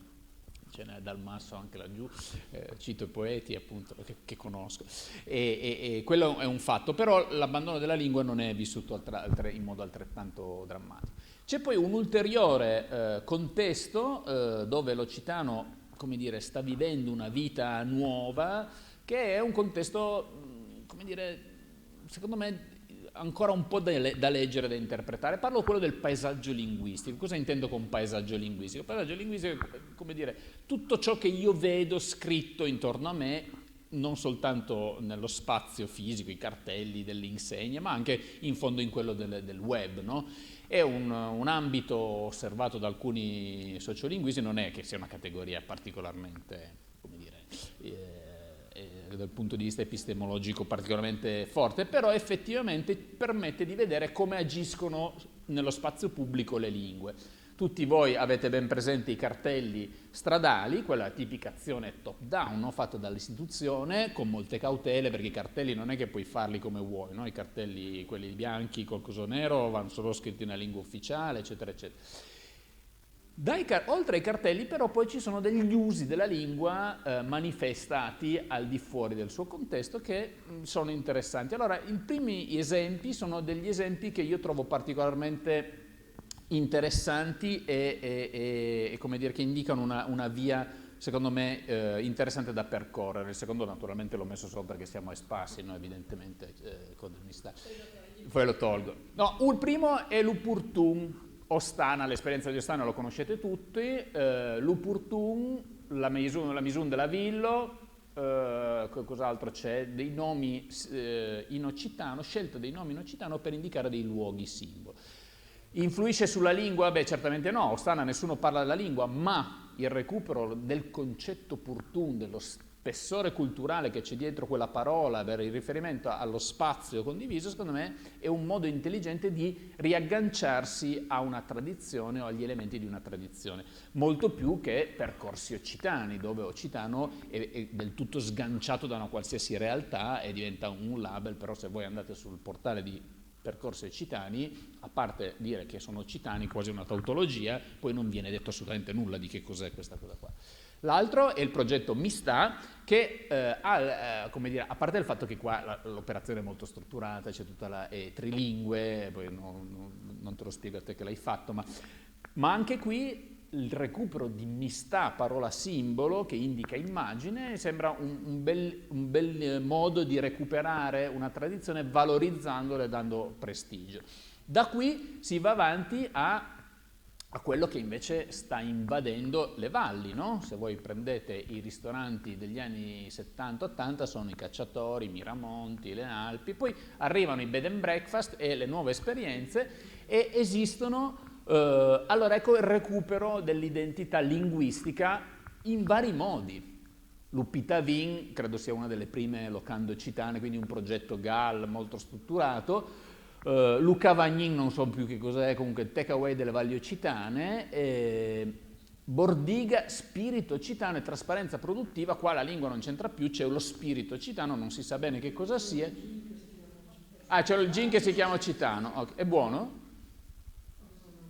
Anche infatti, ecco, dobbiamo proporre. E poi anche a Monterosso abbiamo il Body Fest, che ovviamente è tutto un gioco di parole abbastanza brillante sul corpo. La Fiera della Puglia, certo ce ne sono tantissime. La Fiera della Puglia è la fiera della salita in alpeggio a Bobbio Pellice, e la Fiera della Calà, anche più triste perché sono più contenti. Ecco, la domanda in realtà è aperta, nel senso che alcuni lo formulate polemicamente: si tratta di una vitalità o di tassidermia? Stai prendendo la lingua, la stai imbalsamando, o è perché stai parlando a qualcuno? Allora, anche a Torino ci sono i ristoranti piemontesi e certamente non lo faremo correlare con una vitalità del piemontese a Torino. Probabilmente in altre situazioni potrebbe essere diverso. Qualcuno in Francia addirittura parla di atti di résistance glottopolitique, Alain Garabato. Ecco, lì ci credo pochino, cioè capisco che in Francia, dove la lingua è morta, sostanzialmente la parlano, cioè è morta in un contesto comunitario, ma sostanzialmente in contesto sociale. 12 milioni di parlanti. Ecco, secondo Beck 12 milioni di parlanti, ma ecco, erano tutti parlanti di quell'area lì. Naturalmente meglio Summer Fest o Body Fest? Io credo che nella misura in cui si costruisce una narrazione del territorio in cui viene valorizzata la lingua, se lo fa in modo intelligente, non tutti i modi sono intelligenti, potrebbe essere un punto di partenza, un piccolo punto di partenza, ma dobbiamo anche iniziare a, come dire, a pensare alle piccole cose, perché non siamo più al momento in cui, come dire, negli anni 70 c'era le grandi narrazioni, poi caduto il muro di Berlino, certe idee che le cose potessero cambiare sono venute meno e noi siamo nel nuovo. Certamente ci sono alcuni casi che lasciano perplessi, no? E sono questi 3 casi che vi metto qua, 3 tra i tanti. I primi 2 sono la ciocca, tipico, questo è tipico patois di Rura, come ci insegna Bronzat, ma peggio di peggio il cantun a Prali, cioè quest'estate arrivo a Prali in Alta Val Germanasca, che è un posto dove non è che l'occitano è una memoria, cioè sarà uno dei pochi posti dove i bambini a scuola parlano occitano, cioè è veramente il contesto. E questi qui riescono a mettere una gastronomia al cantun, dove adesso cantun probabilmente lì Caire non so quanto sia rimasto, però sicuramente non c'è dubbio sul fatto che sia pieno. Ne abbiamo altri, a Bardonecchia si citava prima, ci sono i casi, qualche volta c'è il recupero del toponimo, ecco lì come dire si capisce che il recupero del tipico, del tradizionale, cioè, è semplicemente come se nulla fosse, non ci fosse nulla, cioè il bersaglio è completamente mancato, no? Non ho neanche coscienza del posto dove sto e quindi chiaramente non è tutto positivo. L'altro caso, che è così, è divertente, però deve essere un bellissimo posto da vedere dalle foto, è veramente figo, però è l'Uestela, che è magnifico, perché tu sei in Vallestura, recuperi l'occitano e cosa fai? Come l'hai recuperato? Lu fa un sacco occitano, anche se vai dall'altra parte in Provenza, fa un sacco occitano Lu. Cos'altro fa molto occitano? Beh, la prostesi vocalica davanti a sé, lo dicono diversamente, ma insomma, estela, le stelle. Il dettaglio che uno ha un articolo determinativo maschile e l'altro ha un nome singolare femminile, ma anche no, e quindi crei l'Uestela, che io pensavo avesse un qualche riflesso particolare. Dicono l'Uestela, che sarebbe un modo di un secior. Lo stellato. Esatto. Manca un po' l'apostrofo in quel caso lì. Secondo me è a posteriori, perché l'intervista, perché c'è un ragazzo che ha fatto una tesi su quello e l'hanno intervistato e ha detto ma no, le abbiamo messo insieme 2 parole, quindi che... esatto. Che non è male, ecco. Forse con l'accento già aiuterebbe lo stellato. Insomma, il futuro è incerto, grande la confusione sotto il cielo, però chi lo sa, magari riusciremo a fare qualche cosa, come diceva il collega, quantomeno di utile. Ecco, non so se vuoi chiosare qualche parola. No, nulla. C'era forse una cosa interessante che potremmo aggiungere sui domini, in particolare su quanto dicevi tu circa questa presenza molto abbondante di gruppi che cantano in occitano. È una cosa che mi hai ricordato tu l'altro giorno quando ne avevamo parlato. Nella tesi di Giordano si dice che alcuni gruppi iniziano a cantare in occitano per sfondare e poi passano all'italiano, no? C'è un mercato e questo si ricollega anche a quella affermazione dell'insegnante dell'istituto già citato di Paesana, no? Che dice: la musica funziona, si balla, bello avere la cassetta dei Ludalfin, magari senza capire, no? Perché appunto fa figo, ecco, ascoltare l'occitano. E un po', io azzardo questo paragone, no? Ricordo un po' il caso, mutatis mutandis, dei cantanti italiani che negli anni '80 sceglievano l'inglese, no? Per poi passare, possiamo citare, non so, Raff, Spagna, Giovanotti stesso, no? Perché allora sembrava che si dovesse avere successo soltanto, più che altro, ecco, cantando in in inglese, e poi sono passati all'italiano nella loro seconda vita, con esiti alterni peraltro. Però ecco, questo è un aspetto che appunto avvalora ulteriormente l'interpretazione dell'acquisito prestigio, no?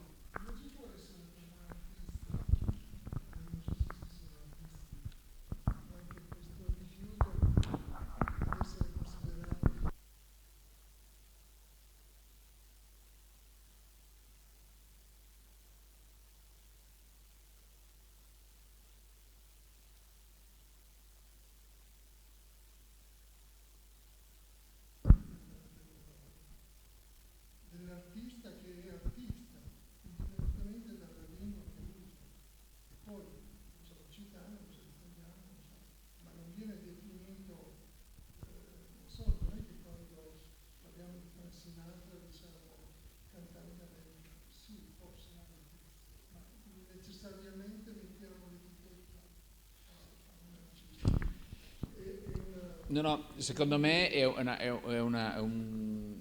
un'osservazione molto pertinente, secondo me su un livello molto più alto però, nel senso che io adesso non ricordo esattamente il passo, però era proprio una constatazione, c'era un che di consapevolezza, nel senso che grazie proprio a progetti, progettualità, fondi, esiste una rete che crea un mercato per cui tu eri artista e Occitano lo era strumentale. Nel caso della musica occitana l'ambiguità sta nel fatto che cos'è la musica occitana? L'etichetta è fondamentale per definire una cosa che però sfugge a tutte le definizioni, e quindi l'artista occitano è una via di comodo. Certamente c'è questo aspetto qua, ecco. Non so nel caso specifico quanto fosse mi ricordo un po' la questione. Una volta avevo avuto occasione di accompagnare all'aeroporto un collega bretone, Jean Ledoux, e appunto così interloquendo le ho detto: ma io seguo un po' la musica celtica, ascolto e lui mi gelò dicendomi: la musica celtica non esiste, è un'invenzione dei borghesi di Parigi. Però il folk revival, noi non è che siamo poi del tutto fuori da quella dinamica lì, no? Quanto c'entra Milano?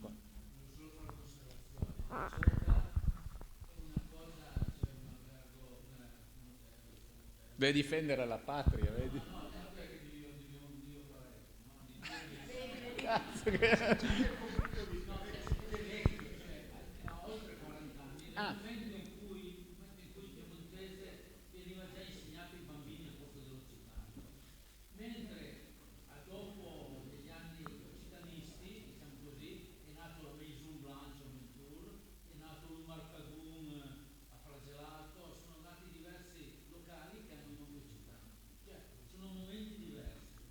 No, e questo è molto interessante. Io ho cercato di prendere degli esempi che non fossero di qua. In realtà c'è piuttosto che niente l'Emeyen Toast, no? Piuttosto che niente, è bellissimo gioco di parole, però anche quello si basa su un gioco che è sempre a Rure e si basa sul piemontese. Però la Cadel Nonu, che arrivando a Pragelato c'è questa residence,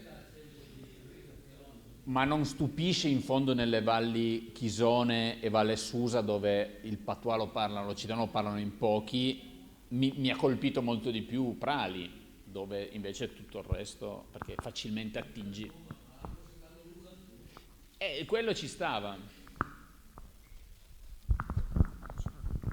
Allora, io inizio con ringraziarvi. Se ci sono domande lasciamo spazio anche al pubblico.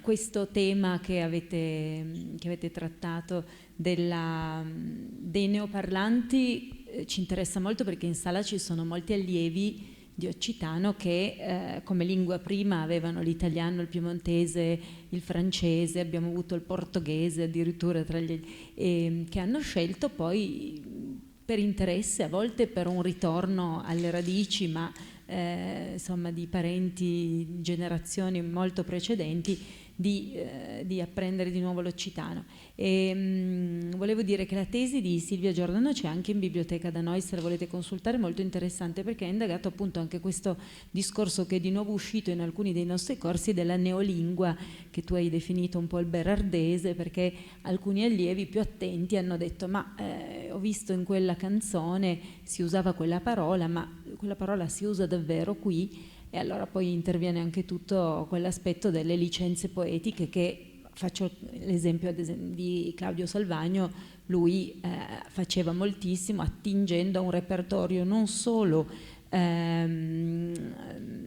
che passava da una valle all'altra, ma passava da un secolo all'altro, perché nel caso appunto di Claudio, lui se non aveva una parola a disposizione la prendeva dai trovatori e così via, no? in una neolingua che era appunto la sua e che ritroviamo un po' in tanti dei nuovi musicisti. Non tutti, perché alcuni scrivono in italiano e poi scrivono agli sportelli linguistici dicendo potete tradurci il testo, e quindi poi si rischia di avere la traduzione tutte, come dire, pareggiate, perché sono state fatte tutte dallo stesso sportello, ma in realtà molti per fortuna lavorano così con le proprie sinapsi e producono in autonomia, appunto, anche se la loro lingua prima non era assolutamente l'occitano.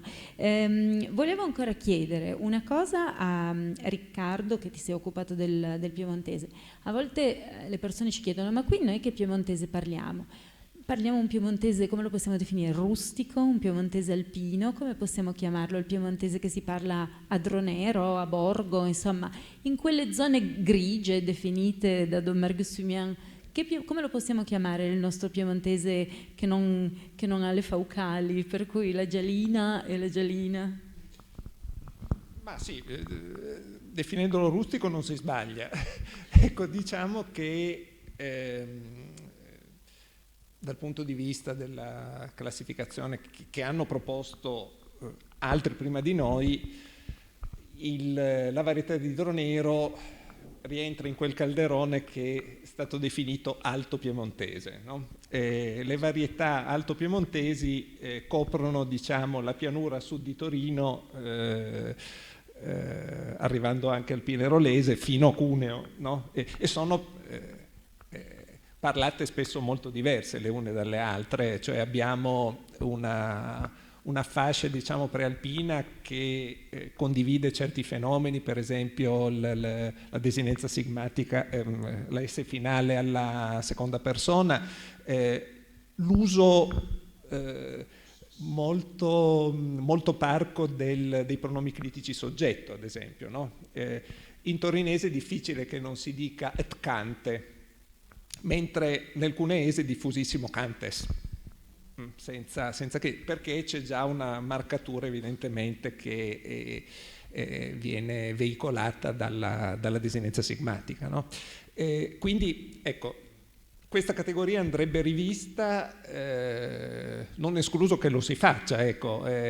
Certamente oggi nell'alto piemontese viene inserito tutto ciò che non è troppo distante dal torinese, che però ha caratteristiche rustiche e presenta fenomeni che magari un tempo erano presenti anche in torinese, per esempio, non so, nelle canzoni torinesi del Seicento, diciamo, testimoniano un torinese popolare oltretutto, troviamo ad esempio cand per quando, no? Che è esattamente la forma che troviamo in molte varietà della fascia prealpina, no? Quindi il torinese probabilmente in una fase più, purtroppo non abbiamo testimonianze molto antiche del torinese, probabilmente aveva abbondanza di desinenze sigmatiche alla seconda persona, adesso presenti solo nei monosillabi, no? Tizes, vas, eccetera, che però c'è anche vade che diciamo l'ha ormai sostituito, e insomma quindi diciamo la definizione corrente sarebbe di alto piemontese, però ci rendiamo ben conto che alto piemontese vuol dire tutto e non vuol dire niente, ecco. Grazie mille. Invece a Matteo volevo chiederci se ci parli degli occitani del Württemberg, perché appunto avremo il 7, gli occitani di Guardia Piemontese. Il nostro presidente prima ha citato Domenico Iacovo, ma ci sarà anche Irene Micali dell'Università di Firenze, che ha dedicato proprio uno studio di carattere dialettologico proprio e morfologico all'occitano di Guardia. Chi sono questi occitani?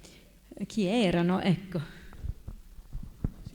La cosa, in realtà la cosa interessante è che le nostre piccole valli periferiche dell'Occitano rispetto all'area occitana si sono ulteriormente espanse, no? La prima migrazione più fenomenale, se vogliamo, è quella di Guardia Piemontese, che appunto in una data sostanzialmente imprecisata e proveniente da zone in fondo non così precisate, perché chiaramente se ha un nucleo di base era legato alle valli valdesi, ma non c'erano solo coloni, ce n'erano che venivano dalla Val Baraita, eccetera, eccetera. Fondò queste diverse comunità che poi si ridussero a Guardia quando ha deciso di sgozzarne a sufficienza da farne fuori tutti quegli altri, si concentrarono lì. E lì, come dicevi, l'occitano si è conservato. In verità c'è una seconda espansione il cui esperto in realtà è Franco Bronzato, nel senso che è un caso molto interessante, quello dei valdesi del Württemberg a fine 600, quando la campagna di persecuzione, insomma la riorganizzazione geopolitica della Bassa Val Chisone si ristruttura. Sostanzialmente vengono costretti all'esilio comunità di varia provenienza. Sì, no, ma su quelli in alto, innanzitutto quelli su va bene, prima di quelli partiamo dal basso, quelli della bassa che sono i più interessanti però, perché in realtà partono dalla bassa Val Chisone della riva sinistra, che attualmente è piemontese tranne alcune aree, beh sì, però tolto Grandubbione il resto è di fatto piemontese, perché i parlanti occitani sono stati spostati all'estero nel Württemberg. E poi anche da Pragelato e da Rure, come mi viene il nome del villaggio? Burset, bravo. Da Burset fondarono dei nuclei principali. Ora, in realtà l'occitano è sostanzialmente estinto dall'inizio degli anni del Novecento, ci sono delle testimonianze, qualche cosa di scritto che è della metà del Novecento. Sì, non mi viene nel 1930, però ci sono delle Ernst Hirsch, che fu uno studioso, ancora raccolse le ultime testimonianze. È molto interessante perché di fatto che cosa rappresenta? Una testimonianza dell'occitano del 600 trasferito là, di un occitano in realtà che non si parla più, perché non c'è più, quantomeno quelli della Bassa Val Chisone, perché di fatto è stata piemontesizzata, che però è strettamente collegato al resto della Valle Germanasca e della Bassa Val Chisone. Se noi immaginiamo le parlate di Pramollo, per dire, e su di Grandubbione, era quella forza lì. Loro hanno abbandonato poi anche il francese, sono stati integrati, in quel caso lì dal punto di vista religioso loro sono stati inglobati nella Chiesa riformata tedesca e quindi, come dire, hanno poi progressivamente abbandonato anche la lingua. È interessante che avevano creato tutta una toponomastica dei luoghi, per cui ci sono Serre Pinache, che è Serre di Pinasca, che è una delle località, e poi c'è tutti i toponimi delle varie strade, riproponevano una toponomastica locale. Però insomma un'esperienza sarebbe interessante approfondire. Ecco. Se posso aggiungere... prego.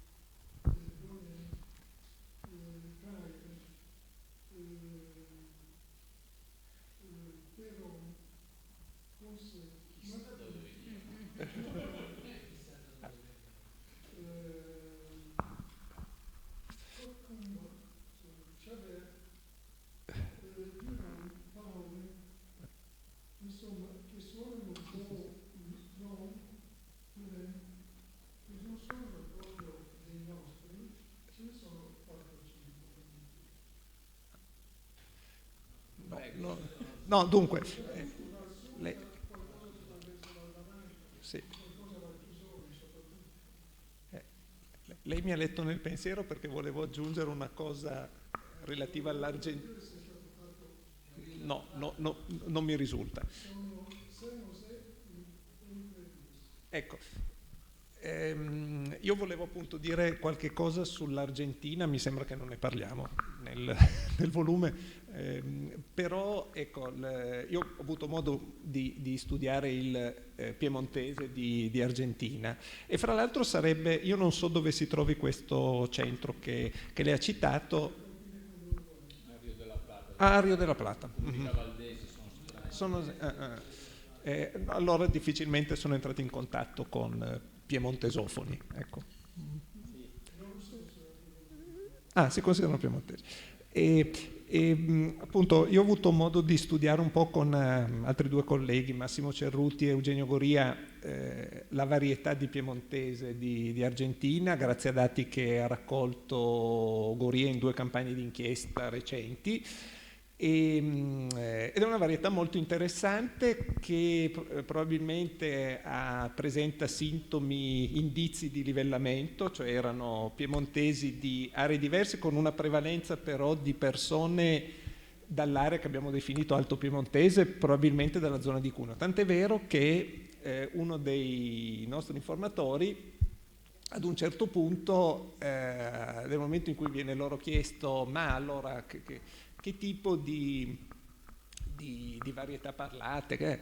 Vabbè, sì, noi parliamo alcuni. No, questo è molto... in effetti parlano grosso modo di Cuneo, poi ci sono, ad esempio utilizzano come ausiliare sempre il verbo avere per il flusso dello spagnolo, ci sono molti spanismi, eccetera, però di fatto sì, i tratti principali sono... non mi risulta che ci siano invece studi sull'occitano.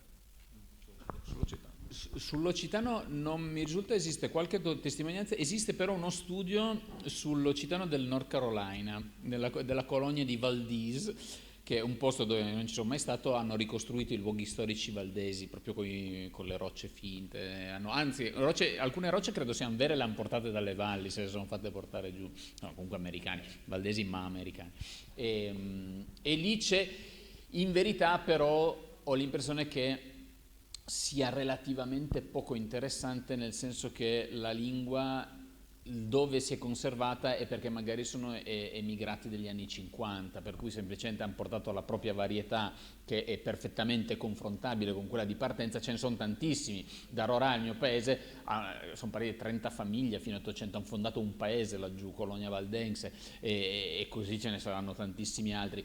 Io non credo che si è conservato qualche cosa, ho visto dei video raccolti nelle case di riposo di qualcuno che ancora si ricordava delle parole, ma per lo più si tratta di persone che sono partite, cioè c'è uno che parlava BBRL e vabbè, però lui è partito da Bobbio, quindi come dire, è interessante, ma poi fino a un certo punto, mentre nel piemontese questi con cui hanno parlato loro sono i nipoti, quantomeno, se non di più, di seconda e terza generazione, e quindi è una dinamica che è differente. A quanto mi risulta, l'occitano nella comunità valdese si è perso, cioè, o meglio, è rimasto come lingua probabilmente della memoria in legame con la famiglia, parentela, ma non ha dato luogo a una localmente, almeno allo stato attuale.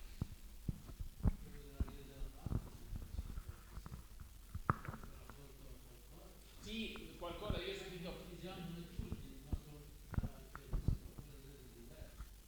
Quello che non so, io quello che ho sentito era sì? Allora non lo so, no? No, che anzi.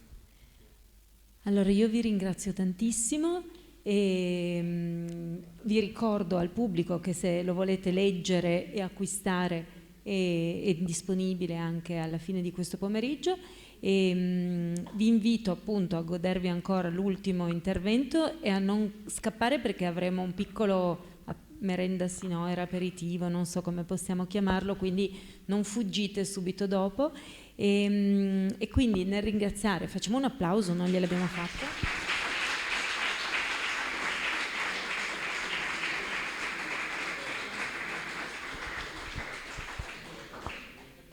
nel ringraziare tantissimo Matteo Rivoire e Riccardo Regis per il loro intervento interessantissimo e per la pazienza anche nel rispondere a tutte le nostre domande. Inviterei i nostri prossimi relatori, che sono l'avvocato Gianpeire de Buschier e Fredo Valla, regista non solo occitano, per il loro intervento, che è dedicato a Maddaleno Juvenal, di cui appunto ci racconteranno i segreti e insomma il legame con la figura di Mistral.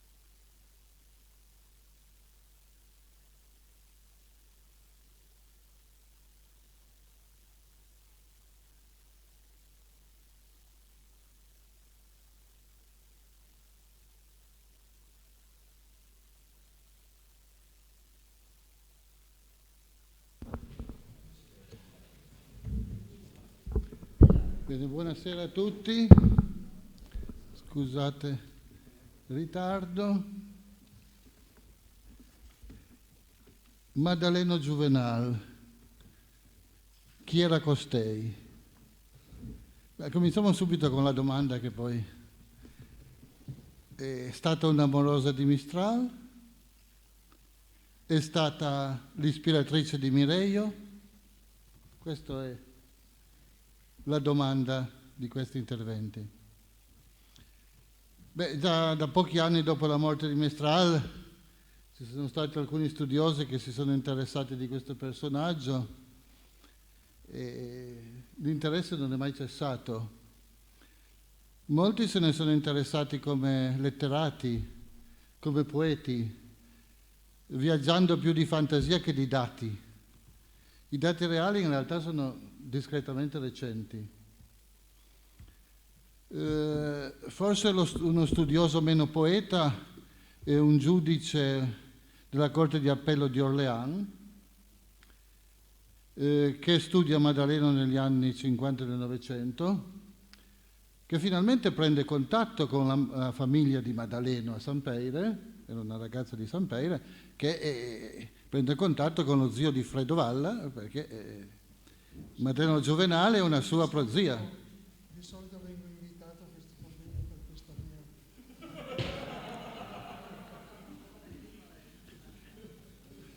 Ma effettivamente è così, insomma. Allora questo Pierre Souty, magistrato della Corte d'Appello di Orléans, comincia a mettere qualche dato un po' più serio. Tant'è che poi, come associazione sull'Estray, sul Thème Nouvelle del 1980, pubblichiamo un mio articolo sull'argomento, scritto utilizzando tutta la corrispondenza di documenti che Fredo aveva raccolto, gran parte della corrispondenza di suo zio e qualcosa aveva raccolto lui, insomma. Fra gli studi raccolti da Fredo ci sono quelli di Gaetano di Sales e di Gustavo Buratti da parte italiana. Nel 2010, in epoca più recente, dopo un periodo un po' difficile, mi concedo una settimana di vacanza ad Arles con la famiglia e decido di ritagliarmi una mezza giornata per fare ricerche genealogiche su Maddaleno Juvenal. E quindi andiamo a Maiano. Beh, poi nel municipio entriamo solo io e mia figlia, perché in un piccolo municipio con una piccola sala, forse in 4 sembrava quasi un'invasione, e chiedo all'impiegato che c'è lo sportello, sono qui perché Gustavo Buratti aveva già messo in rilievo come Frédéric Mistral era stato testimone all'atto di matrimonio del Maddaleno Juvenal del 1856, se non vado errato, e quindi dico vorrei vedere un atto di matrimonio. Un solerte impiegato in stile italiano mi dice: ma c'è la privacy? Grande invenzione per non lavorare nella pubblica amministrazione, la privacy. Dopodiché un collega dice: ma scusi, l'atto di quando è? Dico di metà Ottocento. E gli dice in francese: ma fatti furbo, non c'è la privacy per un atto di metà Ottocento. Mi danno l'atto di matrimonio, dico a mia figlia: fai 2 foto, ma non ero ancora abituato. Quelle con le macchinette attuali si fanno delle foto che sono una meraviglia, ma all'epoca ero un po' inesperto. E allora poi chiedo: si potrebbe fare una fotocopia? Mi chiamano la segretaria comunale, tanto giovane, carina e ben disposta, e che mi dice: ma un atto solo? Sì. Vabbè, glielo faccio io. Dico: quanto fa? Non posso fargliela pagare, è vietato. E non mi ha chiesto perché chiedessi quell'atto, perché in Francia, se Dio vuole, è diventato normale riscoprire le proprie radici e fare le ricerche genealogiche, cose ancora molto mal viste qui da molti impiegati comunali. Guai che non venga in Italia questa abitudine, specie in Piemonte. Nelle valli sopportano, in Piemonte... E allora glielo dico io, dico: ma oltretutto io parlo un francese molto da straniero. E dico: sa perché sono qui? No, dico: guardi un po' lì. Ah, ma c'est lui? Dico: sì. Guarda sopra. Ah, c'est lui. E dico: sono qui per lui. Poi vado nella vicino, avevo capito che poi la famiglia si era insediata nel vicino paese di Eirag, vado dai Rag e trovo che in questo matrimonio durato solo 3 anni, perché poi Maddaleno muore, nasce una figlia.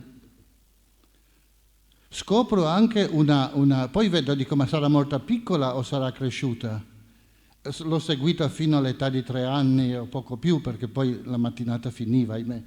Mi sono accorto di una mortalità infantile della Provenza spaventosa. A occhio direi che morivano il doppio di bambini di quanti ne morivano nelle nostre valli. Spaventoso, sarebbe bello fare uno studio comparativo.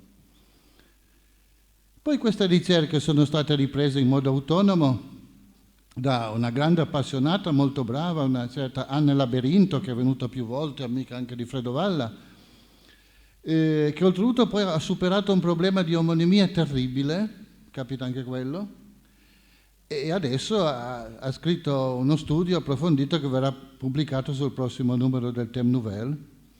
Per parte nostra Georges Galliano di Sampeire e Pier Valla, 2 sampeiresi appassionati di genealogia che vivono in Francia ma trascorrono vari mesi, soprattutto Georges Galliano passa l'estate qui, hanno anche approfondito alcuni aspetti, insomma, per cui almeno la vita ufficiale di Maddaleno Juvenal è ben delimitata.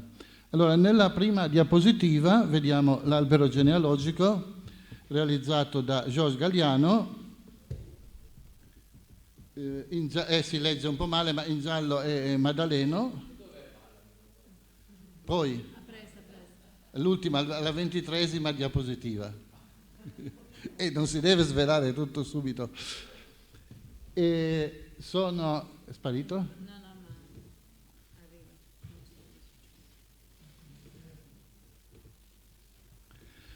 Insomma, questa coppia di Peire Juvenal, Pietro Giovenale e Margherita Anello, hanno in tutto 10 figli, alcuni muoiono piccoli, altri sopravvivono. Sparita. Sappiamo poi anche dagli scritti di Mistral e altri scritti che nella stagione invernale Peire Juvenal partiva da Sampeire per andare in Provenza a fare il mercante ambulante e vendeva aghi, filo, nastri. Allora, nastri riferito a Sampeire, pensate che i sampeiresi negli ultimi decenni hanno speso decine di migliaia di euro nella produzione di nastri, quindi insomma era il pane per un sampeirese, anche se non li producevano i sampeiresi, ma i sampeiresi sono molto esperti di nastri.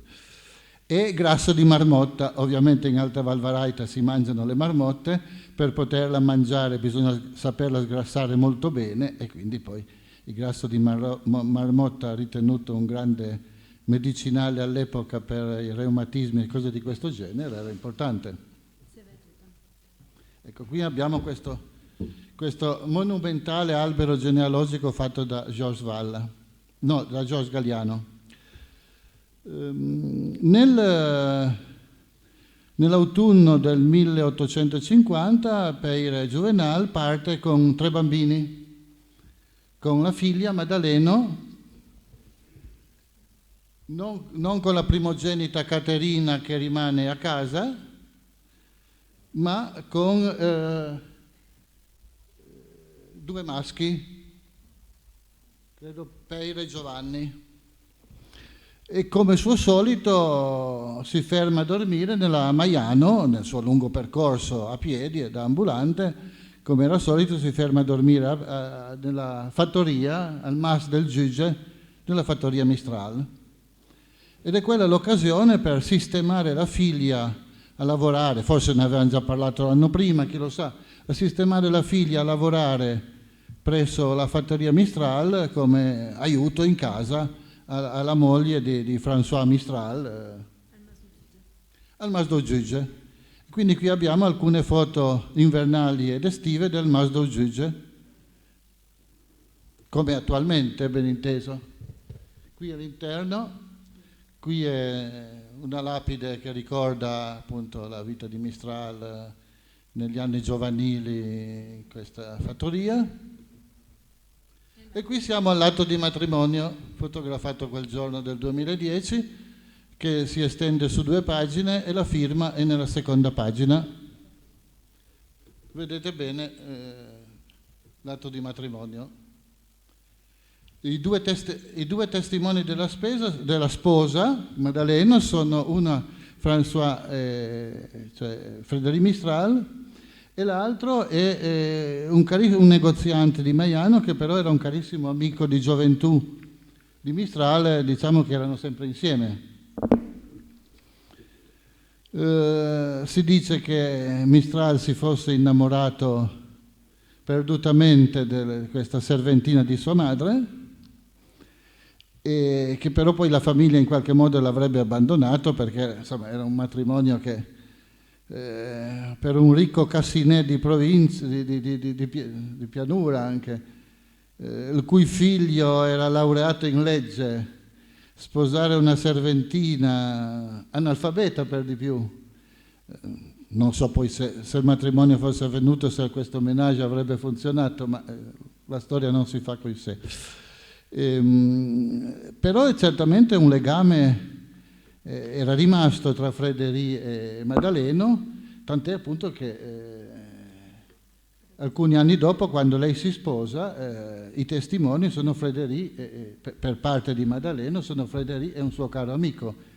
Nel frattempo il padre era morto, quindi magari l'oppositore più forte di questo matrimonio non c'era più, il problema era risolto, Maddaleno si sposava con un contadino e la storia finiva lì. Maddaleno sposa questo contadino François Dijon, si trasferiscono nel vicino paese di Eyrag, hanno questa bambina che viene chiamata Marguerite, che porta il nome non della nonna paterna, come sarebbe d'obbligo qui nelle valli, non so in Provenza, perché la prima figlia deve portare il nome della nonna paterna, ma porta il nome della nonna materna. Eppure, forse in quel momento i rapporti non erano tanto buoni con la nonna materna, ma poi la nonna materna sarà lei che crescerà la bambina e rimarrà accanto al figlio e alla nipote per una vita intera, ma forse chissà in quel momento come erano le cose, quindi viene chiamata Margherita. 3 anni dopo Maddaleno si ammala, non si sa di quale malattia, siamo nel novembre del 69, che ci deve essere l'atto di morte, 59. E a Saint-Rémy-de-Provence muore, viene sepolto a Saint-Rémy-de-Provence, un atto di morte redatto, si dice redatto in fretta, ma bisognava andare a piedi da Saint-Rémy a chiamare il marito che venisse, se ci voleva magari un giorno, l'atto andava redatto subito, per cui l'ha redatto chi c'era, insomma, con i dati che aveva. E poi il padre, con l'aiuto di sua madre, crescerà questa figlia. Soprattutto dimoreranno ad Eyrag. A un certo punto però poi ci sono degli spostamenti, perché tra Eyrag, Mayenne e Graveson sono tutti paesi lì vicino, e il marito era contadino ma non proprietario, quindi il coltivatore che fa il contadino per gli altri, specie in quell'epoca, si spostavano molto, non è come adesso che i contratti agrari durano tempi lunghissimi, era frequente anche in Piemonte il cambio, si faceva a San Martin, insomma il cambio dei coltivatori a San Martin. Qui vediamo se c'è la data. 1861, siamo a Eyrag, censimento, Dijon François, Dijon Marguerite, qui, no, non è 61, qui è prima della morte. C'è scritto 1861. E avrò sbagliato io probabilmente. No, Dijon Marguerite è già morta, lei è la figlia, scusatemi. Il papà, la figlia. Di Maddaleno Juvenal, questo 1856. E lì c'è Maddaleno. E invece dopo la morte ci sono solo più il papà e la figlia. E Ichet, che un bravo francese ha scritto i 7. Vedete quanto è facile e semplice la grafia francese, che anche loro non la sanno più, non la sapevano usare, insomma. Si scrive I-C-H-E-T. È diventato I7 Catherine. La suocera, la mamma di François. Poi abbiamo uno di Graveson. 1872. E abbiamo, credo, le stesse persone. Di Jean-François, di Jean-Marguerite, Hichet, qui è scritto giusto, Catherine. Qui abbiamo di nuovo Eirag 1866, sempre loro tre. Sì. E la morte di François 1908. Poi, a un certo punto nel 75 mi pare, Margherita si sposa Pierre Chabert. Si spostano sempre anche loro nella stessa area finché come coltivatori si stabiliscono a Maiano e poi a un certo punto cambia la professione, diventano commercianti, hanno un negozio di, diciamo noi, droghieri, ecco. Ed è interessante pensare, evidentemente questa venditrice del negozio, la proprietaria, poi cosa avrà pensato di Mistral? Avrà saputo qualcosa della storia di Mistral, quantomeno che la mamma aveva lavorato alle dipendenze dei Mistral, e Mistral di sicuro andava a fare gli acquisti, Maiano è grosso così, lui o altre persone della famiglia, avrà saputo certamente che la madre aveva lavorato per questa famiglia, che questo grande poeta ormai famoso era stato testimone al matrimonio di sua madre, cose di questo genere. Poi nel 1934, no, prima nell'altro, morte prima, siamo nell'8. Allora, qui 1908. Muore il padre, François Dijon, a 83 anni. Nel 1934 Pierre Chabert. Nel 1934 muore il marito Pierre Chabert. E lei muore poi anche a 83 anni, lei muore nel 1938 a 81 anni, quindi in epoca direi molto vicina a noi tutto sommato. Non hanno assolutamente avuto figli, la famiglia si è estinta, eventuali rapporti probabilmente li teneva lo zio di Fredovalla, che però poi non comunicava molto agli altri membri della famiglia su questi rapporti. Un altro cugino dei Juvenal aveva aperto e poi gestito per una vita un gran bel negozio di tessuti, abiti fatti a Château Renard, e quindi questo geometra aveva interesse a maneggiare tutto lui, che gli altri non sapessero troppo, altrimenti la mamma di Fredovalla avrebbe sicuramente conosciuto questa cugina francese. La cosa curiosa vabbè, poi lo vediamo. La tomba francese, cioè recentemente questa studiosa ha trovato la tomba, una modestissima tomba di famiglia, questo è un miracolo. La tomba di famiglia qui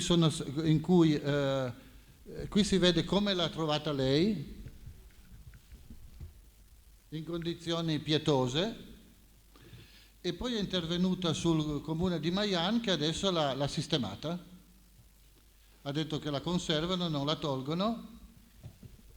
Questa è come è sistemata attualmente, e la lapide è stata individuata grazie alla lapide, questa curiosissima lapide. Provate. Qui giace Pierre Chabert, sposo di Jean. È una cosa mai vista in Italia. Sì, ma anche in Francia, non so se ci sono dei francesi, se mi possono confermare che addirittura quando un uomo muore si dice maritato con la moglie, che è di Jean, morto il 6 marzo 1934 di 83 anni, e si presume che lì poi quando è morta la moglie sia sepolta anche lì. Lì è quello che si è trovato in questa... Bisognerebbe scavare, la studiosa ha chiesto al comune di scavare, hanno detto no. Lo mettiamo a posto, mettiamo la recinzione, ma per adesso non scaviamo, ci sarà sempre tempo, ecco.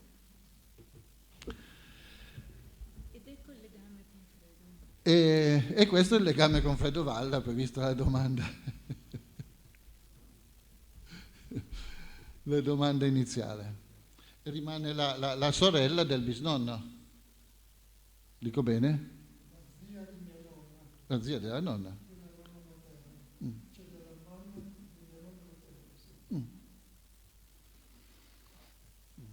La zia della nonna. Il caso di omonimia è interessante perché vi dicevo prima che questa Anna Labirinto ha superato un terribile problema di omonimia perché nei documenti risulta la morte di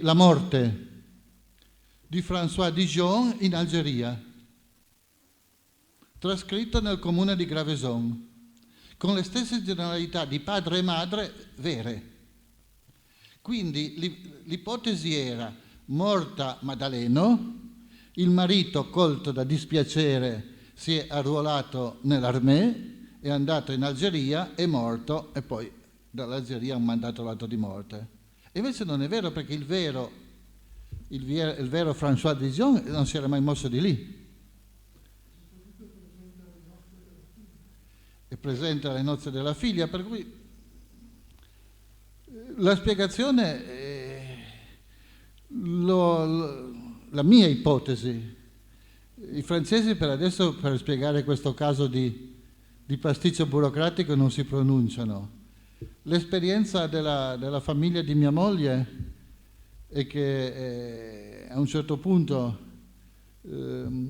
suo nonno, suo bisnonno, si chiamavano tutti Giuseppe. Questa famiglia è venuta da Firenze, di un cognome illustre che è Peruzzi, trasferita a Savona, riescono ad avere molti figli, a tutti mettono come primo o secondo nome il nome di Giuseppe. Va a sapere perché, ma la cosa incredibile è che ci sono 2 fratelli che hanno come primo nome Giuseppe. Quindi l'impiegato dell'epoca di Savona era Ciucco, perché è sempre stato vietato chiamare 2 persone con lo stesso primo nome uguale. E qui probabilmente i nomi non sono uguali, perché altra caratteristica di questa famiglia è che per esempio le zie di mia moglie hanno tutte un nome di uso diverso da quello ufficiale. E quindi qui probabilmente un fratello è andato per davvero in Algeria, il suo nome ufficiale era diverso, ma in Algeria si è fatto chiamare François perché magari anche lì lo chiamavano François, non so, gli piaceva così, e quindi è saltato fuori questo pasticcio burocratico, insomma, abilmente poi superato da Anna Labirinto. Questa è, diciamo, la storia documentale. Adesso lascio un po' di spazio a Fredo. Sì, io vi racconterò un po' di aneddoti. Innanzitutto sono venuto a conoscenza di questa mia antenata nei primi anni 60, quando a Sampere, Casteldelfino-Sampere, si tenne uno dei primi rescountre Piemont-Provenzo e nel cimitero di Sampere fu murata una lapide a ricordo proprio di Maddaleno Juvenal con le parole che Mistral riporta, dette da Maddaleno, quando tornò al Mas dal Giuge laureato. No? Si presentò alla famiglia, la famiglia era sotto una pergola, no? Se non vado errato, e lui dà la buona notizia e Maddaleno avrebbe detto «Oh bello degli Uranzo», no? È stata una liberazione e Mistral riporta questa frase in un suo libro dicendo «Oh bello degli Uranzo dighet la Giuve piemonteso che serviedi in Lumas». Questa è la prima citazione riguardante Maddaleno Giovenale. Io ne sono ancora ragazzo, io sono del 48, ma nei primi anni 60 avevo forse 14-15 anni, insomma sono venuto a conoscenza di questa di questa mia antenata. Poi ne ho parlato con mio zio, che era il geometra del paese, quindi un'autorità a quei tempi, non sono io, no? E che era in contatto, anzi era stato cercato dai personaggi che Giampera ha citato, Pierre Souty, giudice di corte d'appello di Orléans, e anche da Gaetano di Sales, che era un membro di un'associazione piemontese, i Brandè. Bisogna sapere, voi forse sicuramente lo saprete, che i Brandè, così come tanti altri, hanno sempre trovato nel Félibrige e in Mistral una sorta di ispirazione. Mio zio aveva collezionato una serie di lettere, una serie di ritagli di giornali che mi consegna. Io a mia volta ho cercato di fare qualche altra ricerca e la mia conoscenza è stata soprattutto questa, su questa mia antenata. Naturalmente i pochi dati, cioè i dati dell'albero genealogico: Maddalena Juvenal, figlia di Pere Juvenal. Pere Juvenal era nato nel 1799, morto nel 1866, e di Maria Margherita Anello. Juvenal è il mio ramo materno, ma dovete sapere che nel ramo paterno la mia nonna paterna si chiamava di cognome Nello ed era di Borgata Rossi, esattamente della stessa borgata. Quindi mi viene da pensare che il mio legame con la bella Maddalena sia doppio.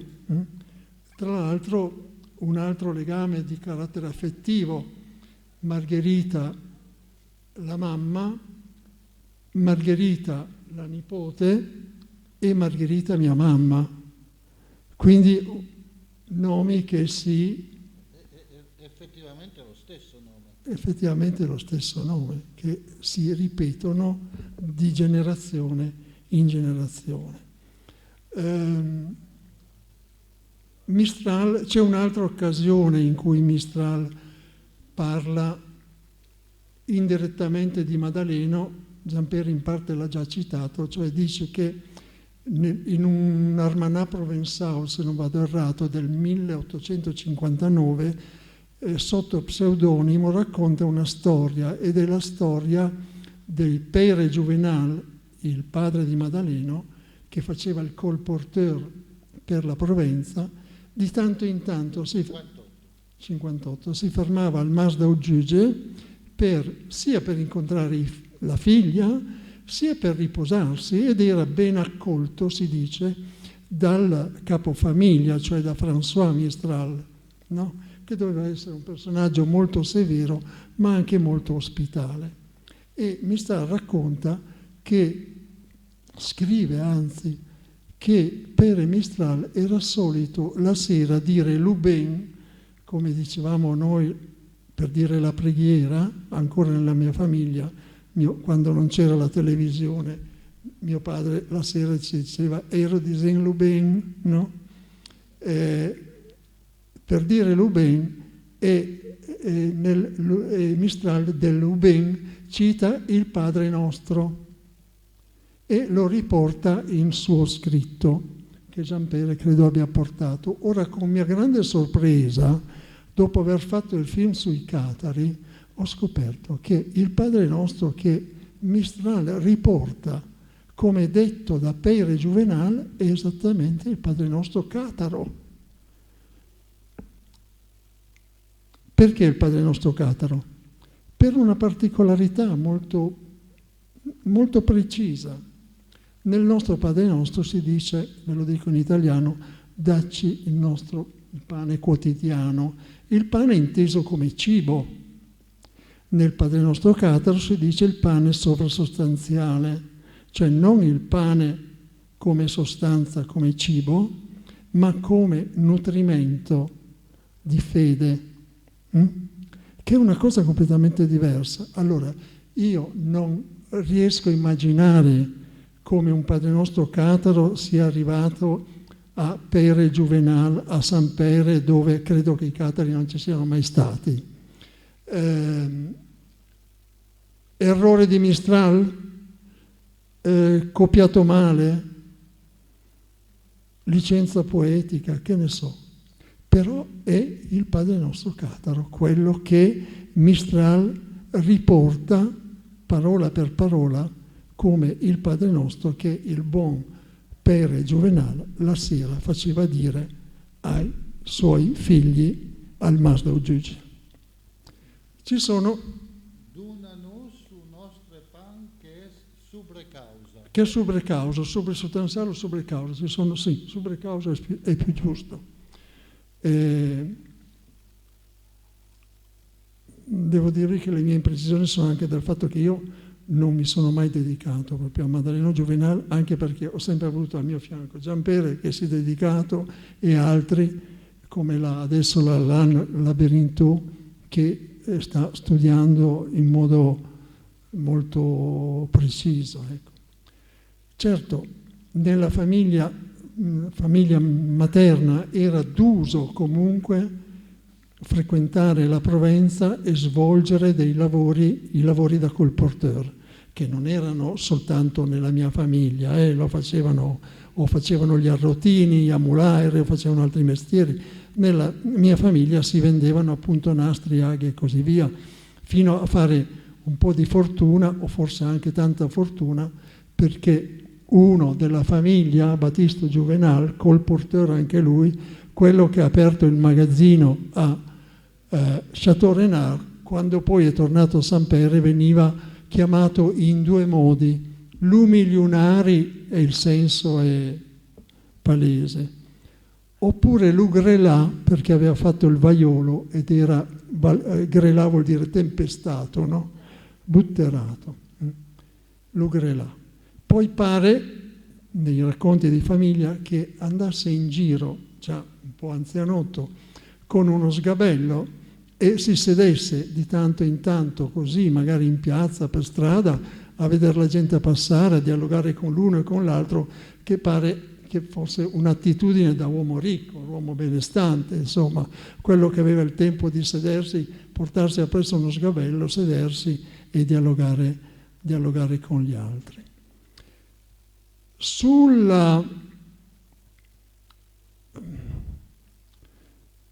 Sul sentimento che può esserci stato tra Frédéric Mistral e questa mia antenata, ovviamente non vi so dire nulla, nessuno sa dire nulla. Certo, il fatto che Mistral comunque sia presente al suo matrimonio come testimone è un indizio. Molti trovano altri indizi proprio in Mireio, dove Vincent sarebbe la trasfigurazione di Maddaleno, no? Il povero Vincent è Maddaleno, e poi in tante altre cose, in parole un po' l'Umes de Maddaleno, l'Utem de Maddaleno, insomma, per dire, sapete che luglio si dice Maddaleno, no? Però delle cose buttate qua e là, per cui alcuni studiosi hanno pensato che questi potessero essere degli indizi che lui semina. Poi c'è una testimonianza, quella già, che la lascio dire a tu, Pere, più o meno lo scorso. Beh,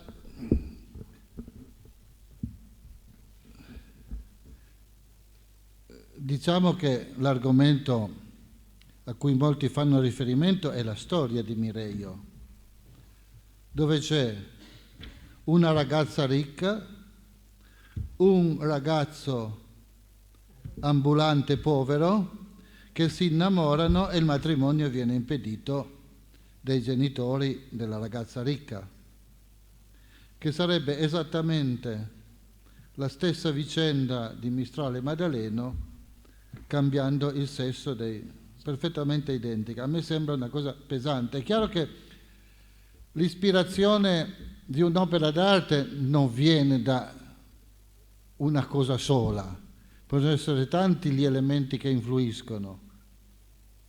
Di certo Mistral non ha mai detto qualcosa di diverso, dicendo Mireio era, non so, mia cugina. L'altra cosa secondo me importante è che dopo quell'unica città, secondo me Mistral è molto reticente a parlare di Mireio, forse perché se ne vergogna un po', perché per un grande poeta romantico non aver seguito l'amore ma aver obbedito ai genitori non era il massimo, a mio avviso, perché di altre morose nelle sue memorie e racconti ne parla diffusamente pagine e pagine. Questo è un po' strano, però dopo la famosa frase che Fredo ha ripetuto, è la bella degli Eurans, la bella liberazione, subito dopo Mistral scrive che a quel punto, in quel momento, guardando le colline illuminate dagli ultimi raggi di sole, prese la decisione di far rivivere la Provenza. Non è, secondo me, una coincidenza da poco. In più, c'è una lettera di Mistral del 1902 che scrisse a un tal De Voluy, che era capoliere del Félibrige, in cui dice: in questi ultimi giorni, in francese, in questi ultimi giorni in piena Maiano è arrivata una giovane ragazza, piccola giovane domestica presso una delle mie zie, che mi ha ricordato Mireio, quale io la vidi nei miei sogni di 20 anni, dans mes rêves dei 20 anni. E sapete voi di dov'è? È di Châtillon-en-Dois, cioè del vostro paese. Tant'è che lui poi la prende, la veste da arlesiana, la porta da un fotografo e a chi gli chiedeva com'era Mireio distribuisce una copia della fotografia. Fotografia che avevamo vista esposta nel museo di Arles prima della ristrutturazione. Io dopo sono andato nel 2010, era in ristrutturazione, dopo non sono tornato. Ed è curioso perché vi aspettereste di vedere una ragazza provenzale col viso un po' oliva, un po' come le ragazze meridionali, se volete. No, è un viso quadrato, celtico, per così dire, nordico. Sì. Peraltro, se mi è permesso di dirlo, nella famiglia di mia madre ci sono state delle donne molto belle, quindi non mi stupirei se il buon scrittore si fosse anche innamorato di questa ragazza. Sul coraggio di Mistral voglio aggiungere un elemento oltre a questo, cioè che avrebbe fatto una brutta figura in quanto scrittore romantico ad ammettere di non essersi comportato bene. Ecco, io ricordo che molti, veramente molti anni fa, credo ci fosse anche Franco Bronzat e sicuramente c'era anche Giampere, partecipammo a una delle università estive, nel caso era Nîmes quella, e ricordo una conferenza di Robert Laffont. Non sto a spiegare Robert Laffont, ma chi è nel grande scrittore, fu addirittura consulente di Mitterrand, insomma saggista, scrittore, poeta, grande personaggio dell'occitanismo contemporaneo, della letteratura occitana contemporanea.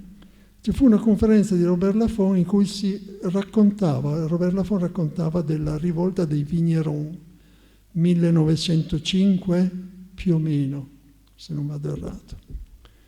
E naturalmente i Vigneron in rivolta, si parlava di questa rivolta dei Vigneron anche come un qualcosa di... non era certo una rivolta nazionale occitana, ma c'era qualcosa. La lingua c'entrava anche in questa rivolta. E Laffont raccontò come i dimostranti si aspettassero da un momento all'altro l'arrivo di Mistral, anche perché gli avevano mandato dei telegrammi e lui ogni volta vengo e non arrivò mai. Quindi sì, grande scrittore, premio Nobel, bella barba, bei baffi, bell'aspetto, ci ha lasciato delle cose straordinarie. Io ricordo che anni fa lessi che ad esempio la nuova letteratura albanese ha tratto ispirazione da Mistral, la nuova letteratura slovena ha tratto ispirazione da Mistral, no? Però con le sue debolezze umane, condivisibili o meno, ma comunque qualche debolezza si nascondeva anche sotto quest'aura del grande scrittore. Lui alla manifestazione di Vigneron non ci andò mai.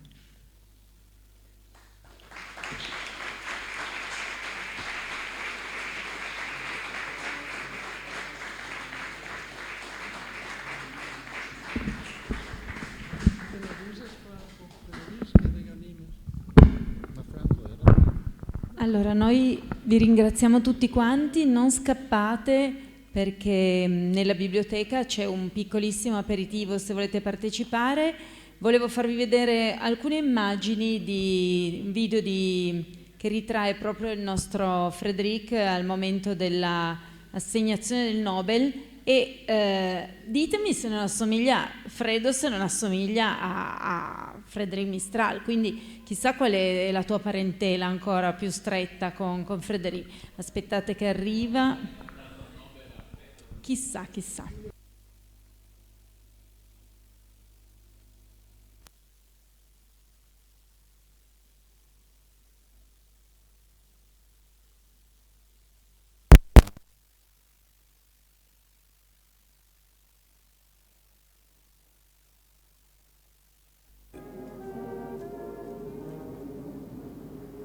Utanıyorum ki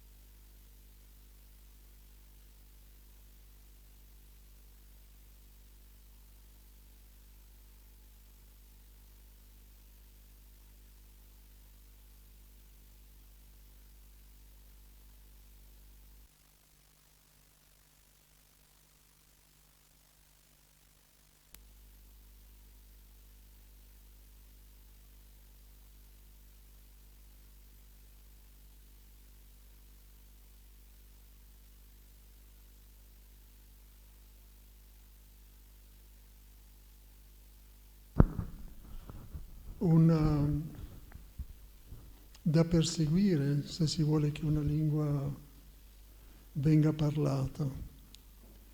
Ci sono poi dei momenti nelle valli che non sono così catastrofici come sembra. Dario è di Sampere come me e sa che nei giorni della Baio anche, non dico gli adolescenti, ma i 20-25 anni si rivolgono a noi già un po' vecchietti, parlando in occitano, perché non saprebbero, perché è prestigioso, perché in quel momento si sentono un pochino aristocratici, ma non di una... non sto parlando di sovranismo o cose di questo tipo, proprio l'orgoglio. E quella del prestigio è una strada da perseguire. Certo, la scuola è importante, Reggi citava Paesana, mia moglie è stata la dirigente scolastica paesana in quegli anni, ma c'era un insegnante parlante occitanofona, tra l'altro originaria della Valmaira, e un'altra che un po' però si vergognava, originaria della Valle Po, di Ostana. No, ero sempre per dite il nome. La Casasso, la Fremo dei Lorenzati, la Valmaira. E poi l'altro grosso limite è che questa applicazione della 4.2 è sempre rivolta al passato. I nonni facevano questo, gli zii facevano quella. Che palle, ragazzi, basta con questo passato, basta.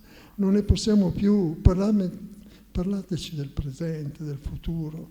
Non possiamo parlare solo del vecchio mulino. Sì, è tutto bello, tutto importante, ma se c'è solo questo, no, non funziona. È vecchiume. Oppure esotismo, come i nomi dei locali. No? Ci vuole le lingue, vi dico il mio parere, per riprendersi, alle lingue si deve fare una politica di rivitalizzazione, non di conservazione. Rivitalizzazione, cioè di obbligo. Io ti obbligo a parlare occitano. In quel posto tu devi parlare occitano, altrimenti, ma non vuol dire che poi non parli le altre lingue, ma ci deve essere un processo di rivitalizzazione. Credo che sia quello che hanno fatto i ladini. Se vuoi essere assunto in un ufficio pubblico devi parlare la lingua del posto, ma secondo me i ladini no, ma del Trentino, o anche Val di Fassa, quelle zone lì. Ma secondo me sarebbe un principio valido non solo per le minoranze ma per tutti. Avendo fatto il mestiere di avvocato e qualche periodo anche il giudice, qualche anno, voi sapeste la difficoltà che ha la gente a comunicare con gli operatori della giustizia perché si parlano due italiani inconcepibili. Proprio non c'è punto d'incontro, le testimonianze che vengono fuori distorte. Per cui la conoscenza della lingua del posto, perché anche fra chi parla italiano, l'italiano non è uguale ovunque. Ricordo, gli amici che sono qui sanno che ripeto sempre questa storiella, un testimone veniva sentito sul possesso di un'aia in italiano. Si discuteva di un'esecuzione di un fabbricato e il giudice pensava che l'aia fosse il cortile. No, l'aia è il locale col tetto, i muri in cui a Bellino si battono i cereali. Quindi da un cortile a un locale interno ne passa, voleva dire Vince, per fortuna avevo un giudice normale, persona normale, di buon carattere, l'ho convinto a porre una domanda che a lui sembrava strana al testimone, di chiedere al testimone se quest'aia aveva il tetto o no, perché il giudice mi dice: ma avvocato, sa bene che le aie non hanno il tetto? Dico: per favore, chiede e il testimone dice sì, al tetto, e veniva chiuso anche a chiave. Allora, prima che prego, secondo.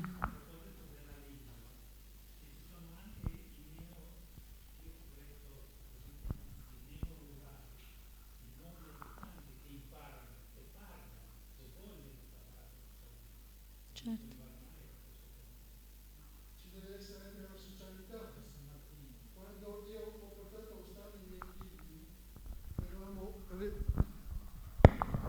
eravamo residenti effettivi, al di là di quelli che poi denunciano. Io dico sempre che a Ostana c'è un ufficio propaganda straordinario.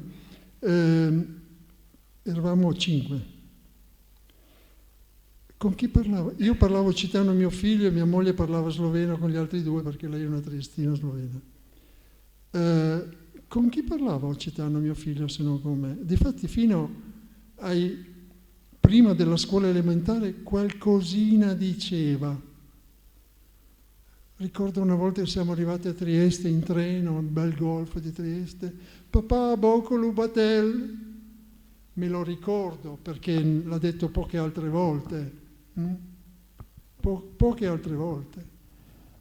Però dopo con chi? Se persino i 2 parlanti occitano di Ostana, quando si rivolgevano a mio figlio, gli parlavano in italiano. Con chi? Cioè, c'è una socialità talmente disgregata in certi comuni, in certe valli, che, ahimè. Per non parlare di quelli che parlano italiano gli animali. Dopodiché gli animali ho l'impressione che siano più intelligenti di loro, perché capiscono più. Il mio gatto capisce, è plurilingue il mio gatto, ma loro non pensano che gli animali capiscono solo l'italiano. Avete notato?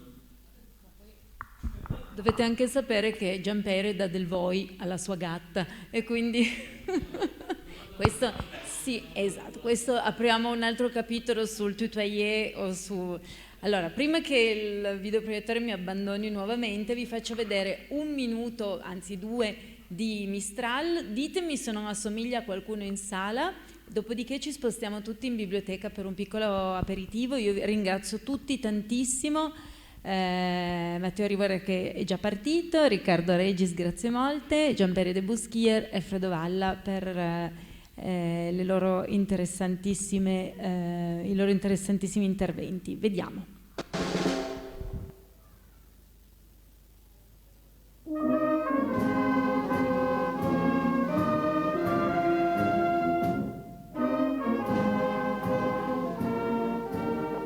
Descrivant Revira din 26 lengue